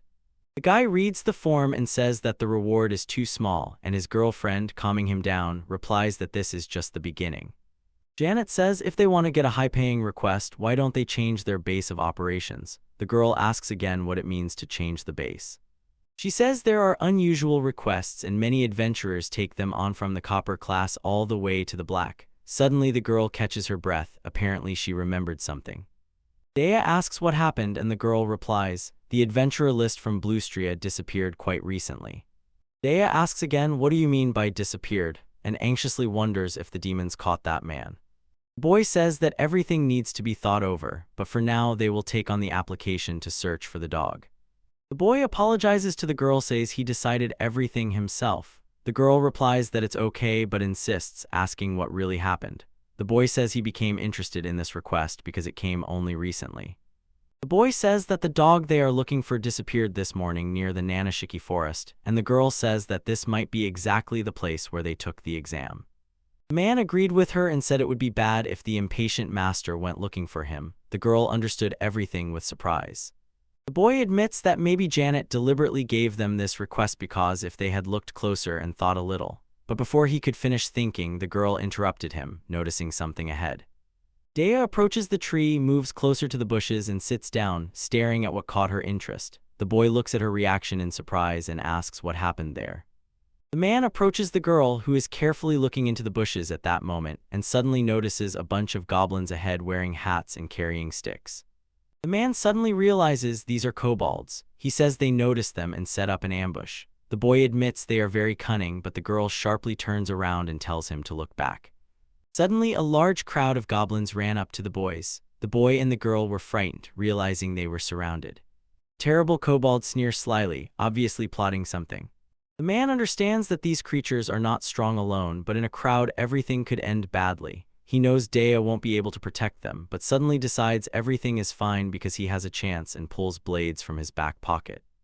Dea, noticing the boy's weapon, realizes it is the same weapon of the demonic cat, and the boy, without thinking, combines his sword with the demonic blades, creating a synthesis of artifacts. The kobolds watched closely and were surprised by his actions. He said he was gifting magical black flame, and in a moment his sword became even stronger. The man squinted and cast the double magic spell, then took a fighting stance and raised his new sword, casting the black lightning spell.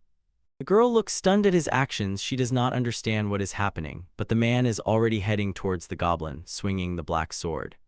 The kobolds flee in horror. They know, as soon as he touches them, it will be the end for them. He swings to hit, but the goblins jump back with fear in their eyes and run away from him. Dea worries, looking at rats. The boy sees his sword sparkling with black lightning, and suddenly this lightning pierces him with a powerful strike. The girl asks fearfully if everything is okay, and if this is really his artifact and the same demonic cat. The boy replies that it is a sword skill synthesis of artifacts, and you can synthesize not only weapons but also skills. The man explains that 2 different abilities can be contained in one artifact. The boy admits that he wondered if he could activate them simultaneously. The girl says that she understood everything but admits this will really be a special artifact. The boy realizes that double magic can be activated. His mind will withstand it, but his body will not. Suddenly, a girl holding a dog appeared from the bushes. She admitted that it was incredible but asked what they were doing, and suddenly the dog barked. The heroes noticed this. The girl, fearing that she would be noticed, runs away. Meanwhile, the boy and the girl approach the source of the sound and realize it came from that bush. Suddenly, a little further, they see a girl sitting on the ground next to a small dog. Dea asks if she is okay, but the man asks her not to rush.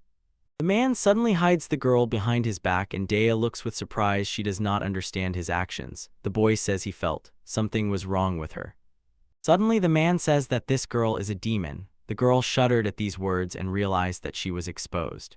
Dea asks again, still not understanding. She says that this girl does not look like a demon at all. He says that they should quickly inform the Adventurers Guild about this. The man understands that demons are enemies of humans, but looking at the frightened girl, he realizes that she is no different from a human. He begins to get nervous because he does not know if he can kill her. Ratsu remembered how since childhood he had read about heroes, and he had no doubt demons were enemies of humans. The man feels that the demons they met were a threat and enemies of humans, but now, for the first time, doubts crept in. The boy and the girl stand opposite the girl with the dog, and the boy asks himself, is this demon in front of him an enemy?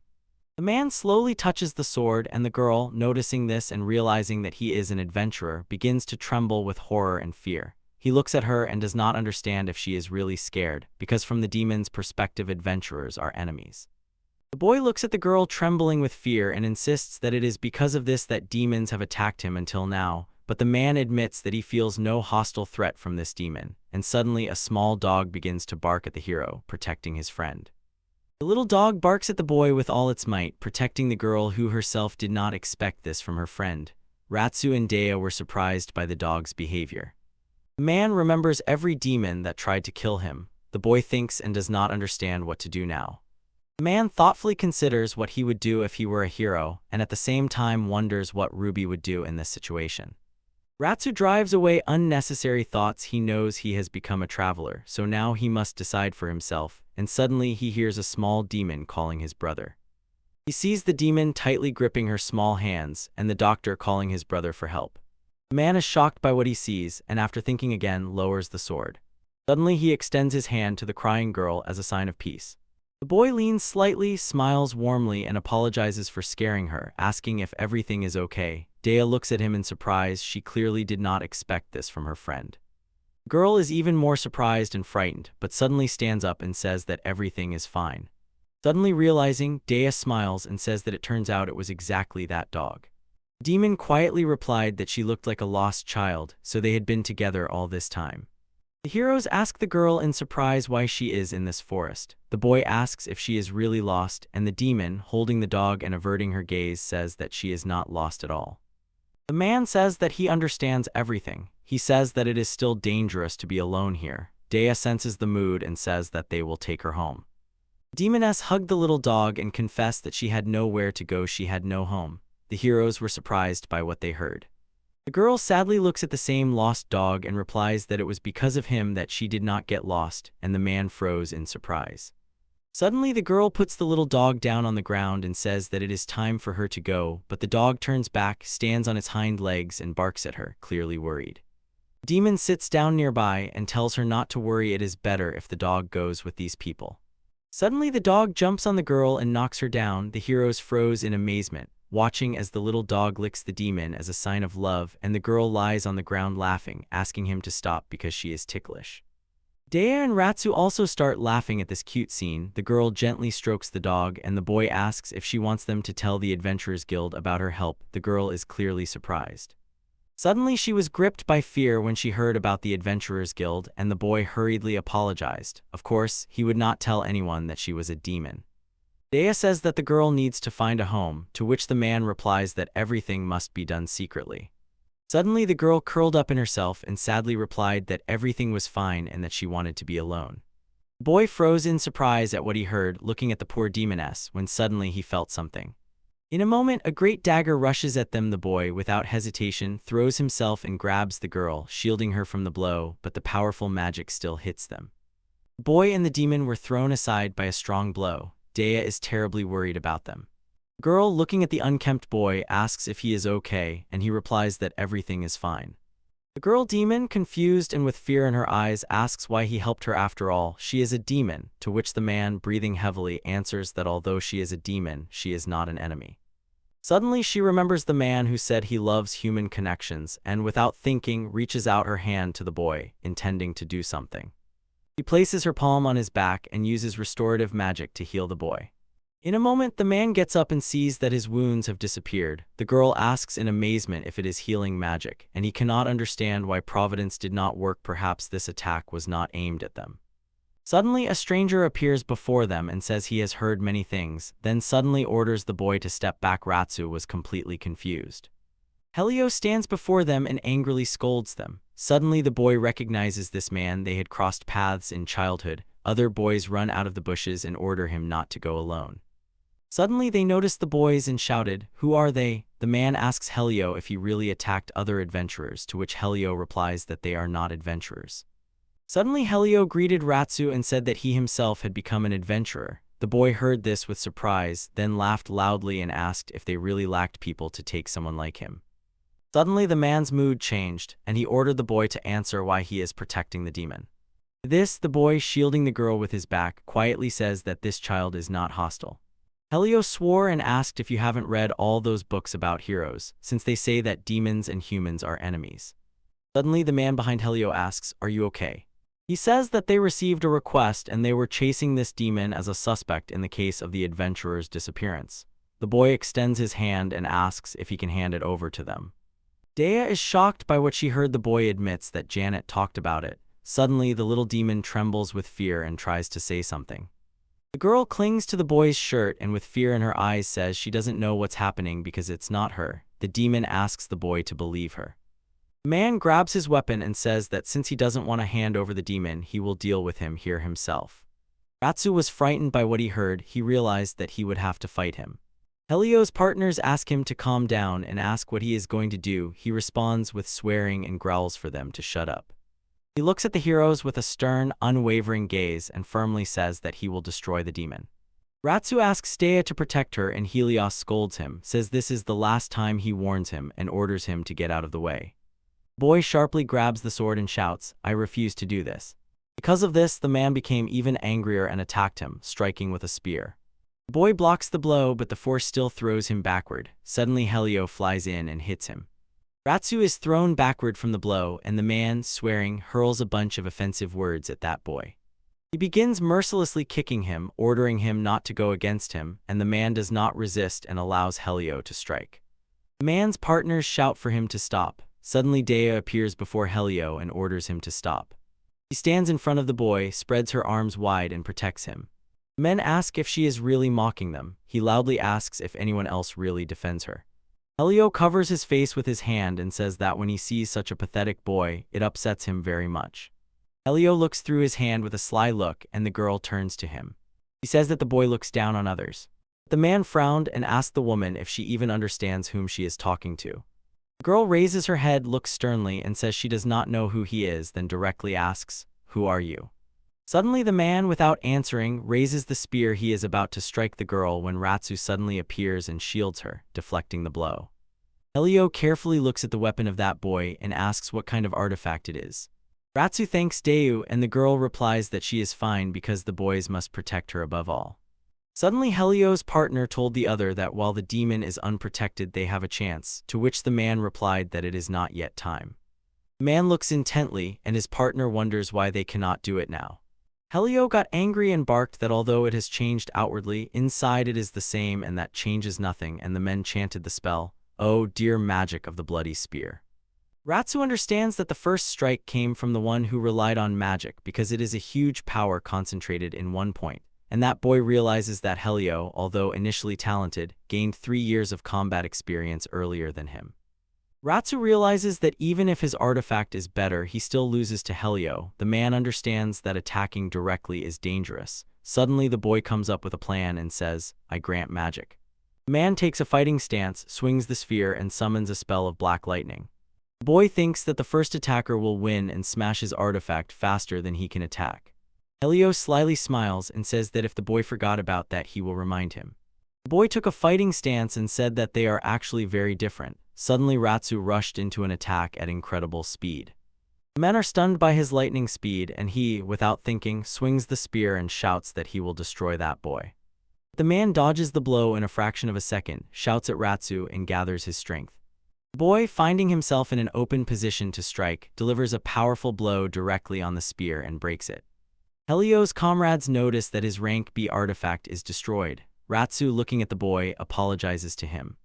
Helio got angry and sternly replied that does he really think, broke my artifact and already won. Ratsu, completely confused and stunned by everything he heard, suddenly, unexpectedly, and without any warning, the man grabbed him by the edge of his shirt.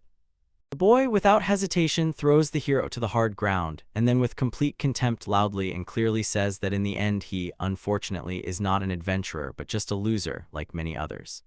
Helio, gripping the boy by the shirt, growls that he is a bad person because he defends their enemy, a demon, and the boy, not losing his composure, replies that although she is a demon, she is not an enemy because she helped him, and at the hardest moment he asks if she is really made an enemy just because she is a demon. Helio, casting a condemning look at the frightened girl, decisively ordered her to listen only to him. He begins to curse and insistently orders the girl to tell everyone whose families, friends, and loved ones were brutally killed by demons. Were they really not enemies? The boy got even angrier, his rage growing, and turning to the rats with irritation, says that he wanted to betray an entire group of people for the sake of one single demon, rhetorically asking, did he really forget what he said at the very beginning of their conversation? In the deepest corner of his soul, the man remembers a little boy. With shining eyes, he reads a book and says that he wants to become a hero. To this, Ratsu, completely confident, grabs Helio by the hand and loudly says that he sincerely helps everyone who asks for help, even if it is a demon that no one wants to deal with. The man frowned, sarcastically said that he understood everything, then swung a broken spear and declared that now in this situation he is the enemy. And at that very moment, as if by magic, people from the guild appear and order the boy to stop immediately and cease his actions. The man, who has not yet calmed down, says that the use of artifacts by adventurers without proper registration is a serious violation of safety rules, and with an angry, wary look asks if they really do not know this important rule. Ratsu turns his head to the man and, shyly surprised, wonders if these are really guild workers who came to reprimand him. The man, with a dissatisfied expression looking at them with contempt, firmly says that regardless of the reasons for their fight, both will be punished, and orders everyone to prepare for the consequences. The townspeople did not understand why there was such a noise today. One of the residents says that he was told that a renegade was supposedly caught. Janet sits in the office and indignantly complains about the noise outside, and in front of her are Helio and Ratsu, who have turned away.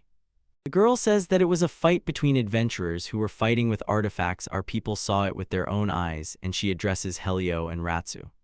Janet asks if they have anything to say in their defense. Helio pointed a finger at that boy and said that he is no longer an adventurer, now he is a traitor. The man looks at him with anger and cold contempt and says that he came to protect the demon.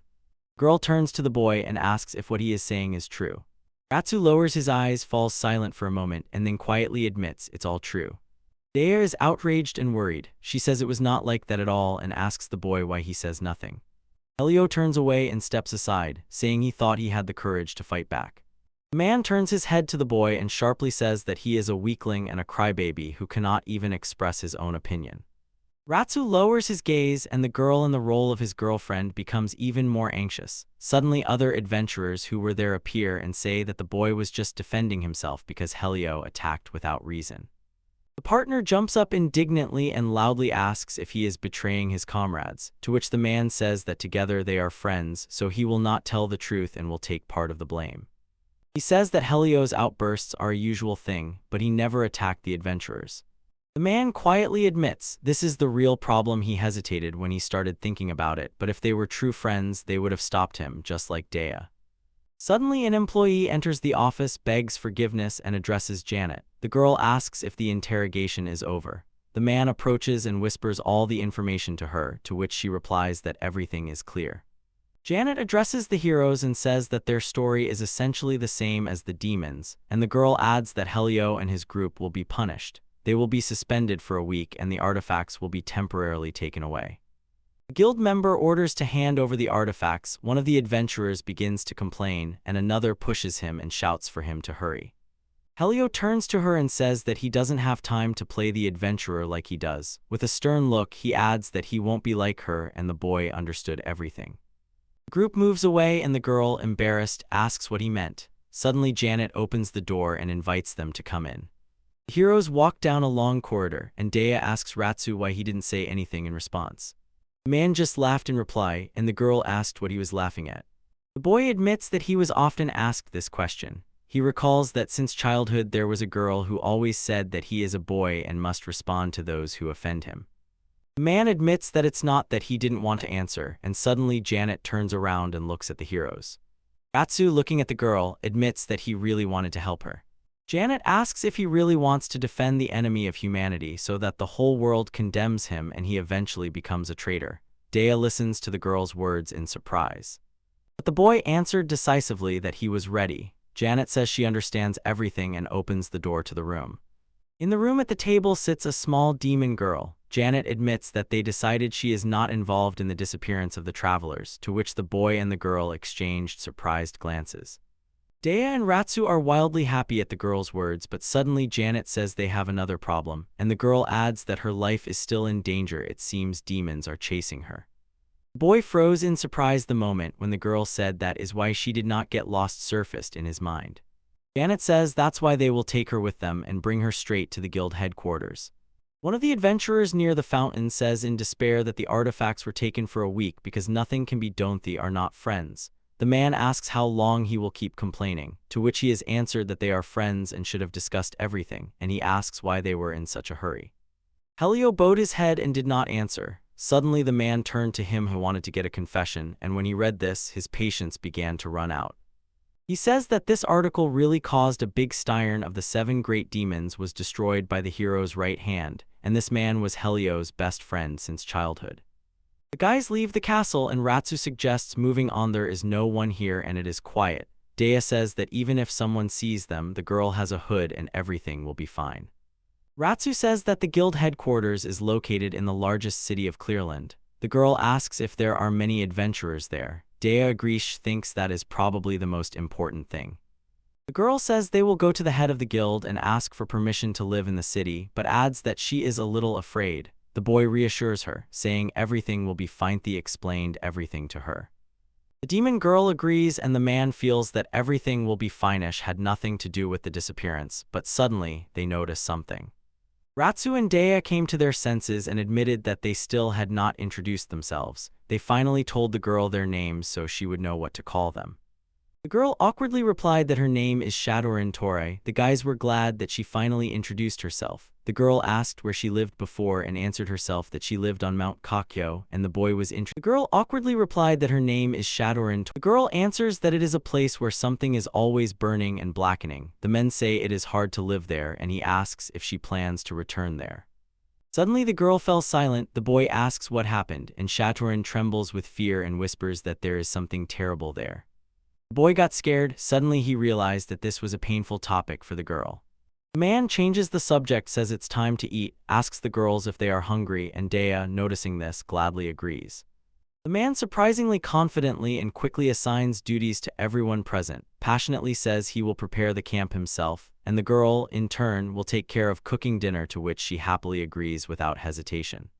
Meanwhile, a large and beautiful bonfire is lit, creating a cozy atmosphere. The interested boy suddenly asks Rin if she can eat human food at all, and she answers without hesitation that everything is fine. Dea, sitting nearby, asks if it tastes good, and Rin again confidently says everything is fine, but the boy begins to doubt whether she is really okay. Suddenly the boy notices a glowing ring on the girl's index finger and, full of curiosity, asks to see her artifact. The topic is too fascinating. The girl looks at the boy with slight surprise and confusion, and he, a little embarrassed, explains he didn't think she could be suspicious of him. Dea, noticing that it became a bit awkward, picks up the conversation and says that everything is fine and there is no need to worry, adding that the boy is just a big fan of artifacts. It happens. The girl, although a little embarrassed, admits that the man really often secretly looks at other people's things, but because of this she blushes even more and apologizes, and the man, of course, also blushes and worries, encouraging himself that it is not like that at all. He asks the girl when he did that. She laughs and says she is just joking, slightly easing the conversation. Rin, observing, looks around in surprise and silently tries to understand the essence of the situation. The man, a little embarrassed, asks the girl why she even mentioned it, blushes and admits that he is really interested in learning about such artifacts, and suddenly the girl giggles and it becomes very funny. The heroes turn and look at the happy girl who can finally smile after such a long time, filling the atmosphere with joy. Rin, trustingly extending her palm, shows him the ring. The man, a little surprised, asks if he can really see it and sincerely thanks her for the trust. Touching the ring, he sees that it is a rank C ring and at the same time begins to study its characteristics, bitterly realizing that the artifact is very weak. Ratsu, having thought everything over, realized it was no coincidence that the guild immediately decided that this girl was harmless. The boy suddenly realizes that the first level is indisputable proof that she has never killed anyone. The girl, clenching her hands, asks if that is enough, and the man sincerely admits that he is glad he saved her and that she is still with him. The boy tells the girl that the sacred artifact of demons is a weapon for killing people, but at the same time an ordinary useful item that can heal wounds, and the girl looks admiringly at her glowing ring, pondering how useful it might be to her. The man says that she saved a dog and helped them when they were wounded, and admits that this sacred treasure is worthy of her kindness. The girl blushes at what she heard and is glad she was able to help someone. She wants to say something but cannot find the words, lies down and says that it is time for her to sleep, and Dea asks if she does not want to go to the tent. The boy nodded and admitted that he also needs to sleep, so he decided that they would take turns. Today was too hard and intense a day for everyone. The girl returns to the man who leaned on her hand and listens attentively and says that she heard something interesting from Miss Janet. She told about a special zone for demon protection Gensok, and it sounds very intriguing.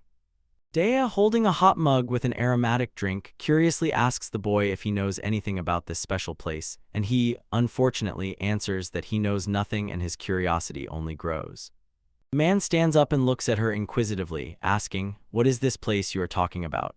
The girl, becoming more serious, answers that it is a special place created by the guild to protect and shelter harmless demons, where under no circumstances should there be conflicts, and she thinks that people and demons live there together without any hostility, and this gives optimists a few ideas. The boy, interested, becomes inquisitive and asks where this place is.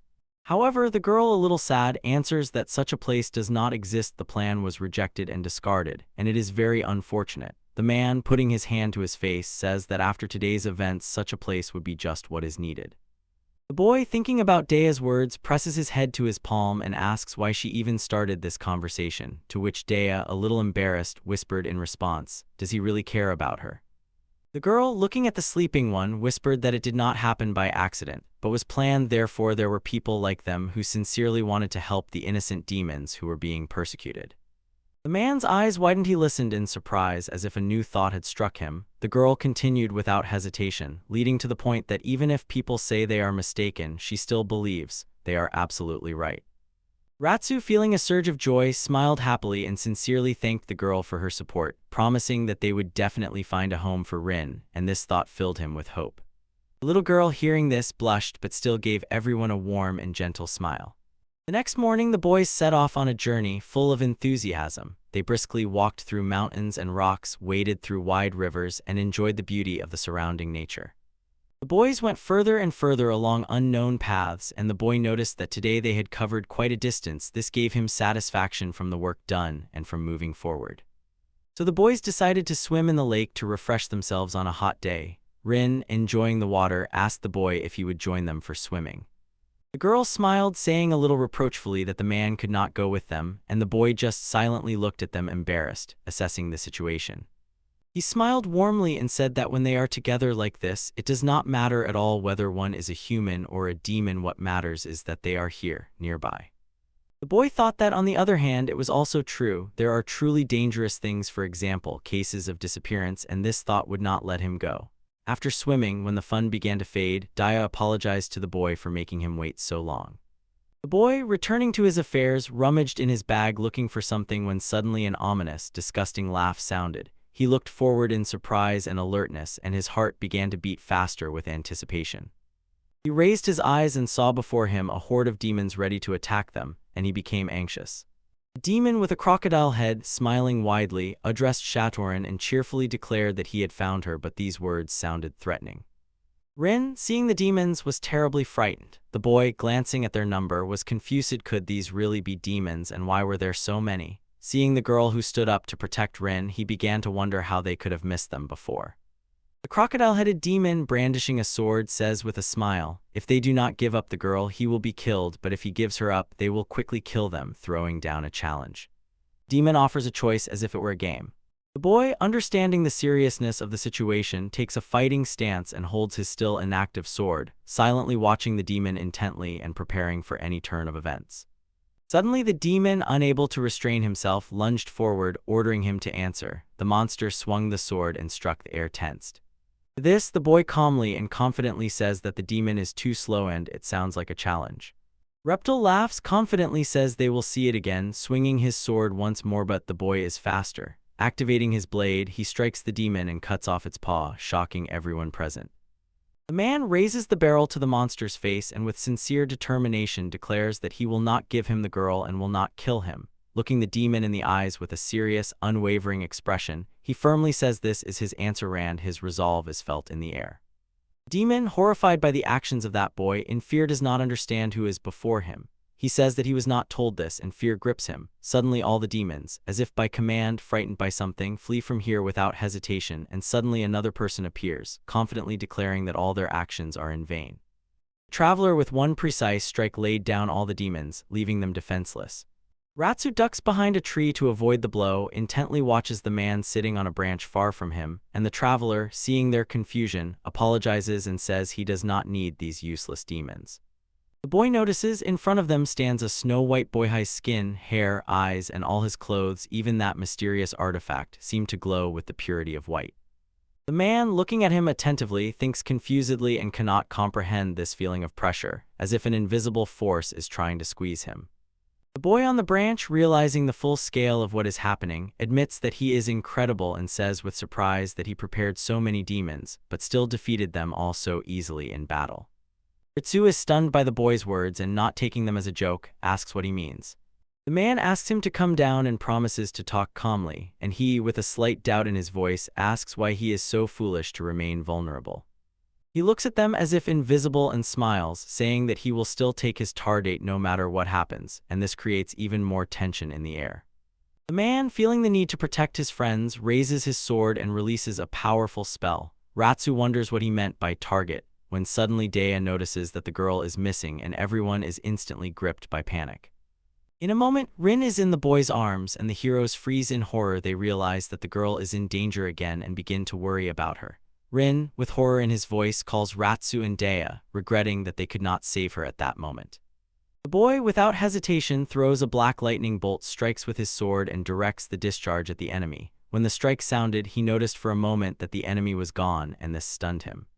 Suddenly appearing far behind Ratsu, the boy calmly says that he has decent abilities, thereby acknowledging the strength of his opponent.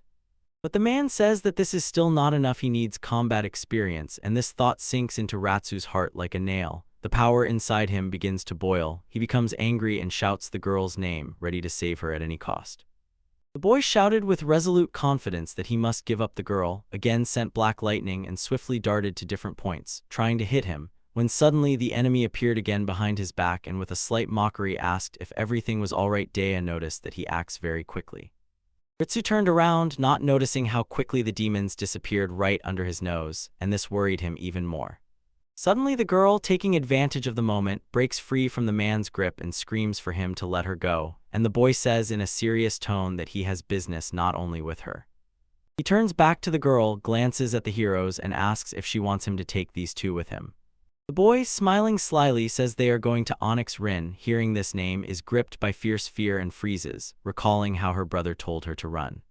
Suddenly the boy laughed and cut through the air like parchment, which greatly surprised Ratsu. The man himself did not understand what it was, marveling at how he managed to cut space. It looked incredible. Cutting through space, a huge, dazzlingly shining portal appears before the girl, sparkling like the flow of time. Ratsu reaches out his hand and nervously tells Rin to move away from him, pleading for her to run to him as fast as possible, his voice trembling with panic. But the girl, looking into the portal, does not even turn around. Then the boy, overwhelmed by an unbearable feeling of despair and persistence, shouts her name at the top of his voice, hoping to wake her from stupor, while that white boy just watches all this with a smile, as if enjoying the game. Suddenly Rin turns around, looks at the boys with a warm smile but does not answer. The girl turns away again and slowly steps into the portal, disappearing into its impenetrable depths. The boy says she is a demon, and as if fate decided that she should not live among people. The man says goodbye to the unknown traveler Ratsu, who, still holding his hand, stares in shock as the portal closes right before them. He looks at this hopeful exit until the very end and realizes that he can do nothing about this merciless situation. The next day, the townspeople gathered together and with determination in their eyes declared that today they would find this demon and restore justice. But the man standing among them asked what the guild would say if there were no results, and anxiety rose in the crowd. Suddenly a black demon appears before them, laughing, grinning widely and sinisterly, and the men in the crowd, caught up in a wave of confidence, ask who he is. A demon with black eyes, cheerfully and self-satisfied, counted the warriors, about 20, laughed and declared that he was lucky he would not have to go to the city. This sounded like a challenge. The demon, without losing confidence, agrees and asks if it is not visible on him, saying that he is not just a demon. But suddenly one of the warriors, overcoming his nervousness, raises his hand and orders everyone to attack, to which the demon only looks surprised at the attacking warriors. 3 men simultaneously pointed their swords at the demon and struck powerful blows to his body. But he, without moving from his place with a barely noticeable smile, asks if they really intend to act seriously. He asks them simply to listen to him until the end, and these words suddenly change the atmosphere. The warriors, not understanding who he was, looked at his confidence with fear, when suddenly the demon proclaimed that he was one of the 7 great demons, and having incredible power, struck them with a lightning-fast blow, and everything changed. Ratsu, deep in thought, goes through all his artifacts, lifts each one, examines carefully, and with each moment realizes that one by one they become useless for battle. He does not understand what is happening, and despair begins to squeeze his heart. The boy sits and thinks, not understanding why none of these artifacts are suitable. He was sure he could synthesize any weapon that would help. Suddenly he hears Dae wondering why Rin left, and this further emphasizes their shared anxiety, and the girl admits that she thought, "You're all friends." The boy, recalling how she left, sadly admits, if they were really friends, she would not have looked like that. He is embarrassed and confused. The girl, pressing her hands to herself and not quite believing it, nodded in agreement, because that girl really laughed when they were together, and it hurt her. Dae, deep in thought, wonders why Rin left then, to which the boy replies that they need to ask her herself and that it is already time for them to go, because time is short. The girl, surprised, asks where they are going, and the boy turns and says that it is his ability. He explains that the white man used an artifact to cut space and move as if the laws of space did not apply to him. He says that the demons who suddenly appeared and the attack from afar were probably the cause of all this and this ability. He realizes that this man can no longer be defeated by brute force alone as before, and this strikingly overwhelms him with unease. Suddenly Ratsu admits that he seems to know where Rin is now, and this awakens hope in him. The man looks at the girl and says that from here, from that part of the space, there is a smell of burnt things. He remembers how the girl said that she lives in a place where something is constantly burning. Suddenly Dae remembers this and asks if she really told them about this place, because she only has vague memories left. The boy, full of determination, confidently says he will save Rin, orders the girl to immediately get on Kokuyo, and his words sound almost like a spell. At this moment, a white boy and a white girl enter a huge, gloomy cave filled with mysterious whispers of darkness. Upon entering, the boy, turning to Onyx, exclaims excitedly, "Finally home." And it sounds as if he has returned after a long journey. From the corner came out a demon with a snake head and greeted the boy. The man asked about Onyx, to which the demon replied that he was outside but had just returned, and these words filled everyone present with tense anticipation. Suddenly another demon runs up to them, rejoicing that Quartz has finally returned. At that moment the girl notices him and becomes very frightened, while the demon, both joyful and threatening, greets her and asks if she really did not miss him. Rin is gripped by panic, curling up in fear. The demon, recounting Quartz's affairs, asks what happened to their people, and the white one, without hiding indifference, says that unfortunately it did not succeed, and tension instantly filled the air. The boy asked if he knew that they were not just heading to the royal capital, but also along the very same road, and that is what makes their journey so important. The demon looks at him sternly and says that they know about the renegade who is preparing revenge, and this shocks everyone. Suddenly, the demon flops onto a stone and declares that even among them there is an informant secretly working in the guild. He says that by giving people money, you can make them do anything supposedly. That is their whole essence, and the girl looks at him in surprise. Quartz agreed and said he would gladly help, to which the black demon suddenly sharply declared that Quartz must join his group. The guy confidently says that if he joins them, he will not be able to cooperate with other factions, and with these words he buried all hopes, while the demon on the stone throne curiously asks what his true goal is. The white demon, smiling broadly, reveals his true intentions. His real goal is the destruction of humanity, and he admits that he desires this above all else in the world. The black demon, with a cheeky grin, asked if he should be careful. After all, if everything succeeds, he might even become the king of demons of the next generation. The demon again says that the previous candidate was killed by a little red-haired girl, and Quartz this time replies, "I don't care," emphasizing the fighter's determination. The boy confesses that it is time to go save Viren. The demon asks with interest how many adventurers were there, and the man replies that they will never come to her aid. Viren came here herself and they have no reason to help. The white boy took his things and left, saying they would meet again soon. His words sounded mysterious. The black demon, surprised by what he heard, turned to her and asked if she really came here alone. Suddenly, the black demon rushed forward, hugged the girl, and asked if she was finally ready to heal his right hand, which frightened the girl, and she asked him to stop. The girl pushed him away and shouted not to touch her, and the black demon suddenly noticed her ring. Touching it, he realized that she was still level 1, asked if she still could not kill a person, and Rin, scared, looked at the demon. The black demon lets her go and asks, "Did you come back to restore my hand?" And the girl decisively says no. Rin shouts at him, "I've told you so many times I don't have that much power." The demon covers his face with his hand and asks if it is true, because then her current power is not enough. But suddenly he reassures her, "Don't worry, I have prepared something for such a case," and the girl, frightened, asks what exactly he has planned. The black demon calls Cinta. "Since you left, I have kidnapped adventurers and even courtiers, and all the time I wondered if there would be someone who could heal my right hand." The man quietly admits that, unfortunately, there are none. The girl suddenly notices something, asks to wait, and asks what he has been doing all this time, and the demon admits that he has been kidnapping adventurers. Suddenly, Rin is gripped by horror. Janet's words about the disappearance of the adventurer surface in her memory. The black demon says he expected nothing from people, but it was then that he came up with a successful plan.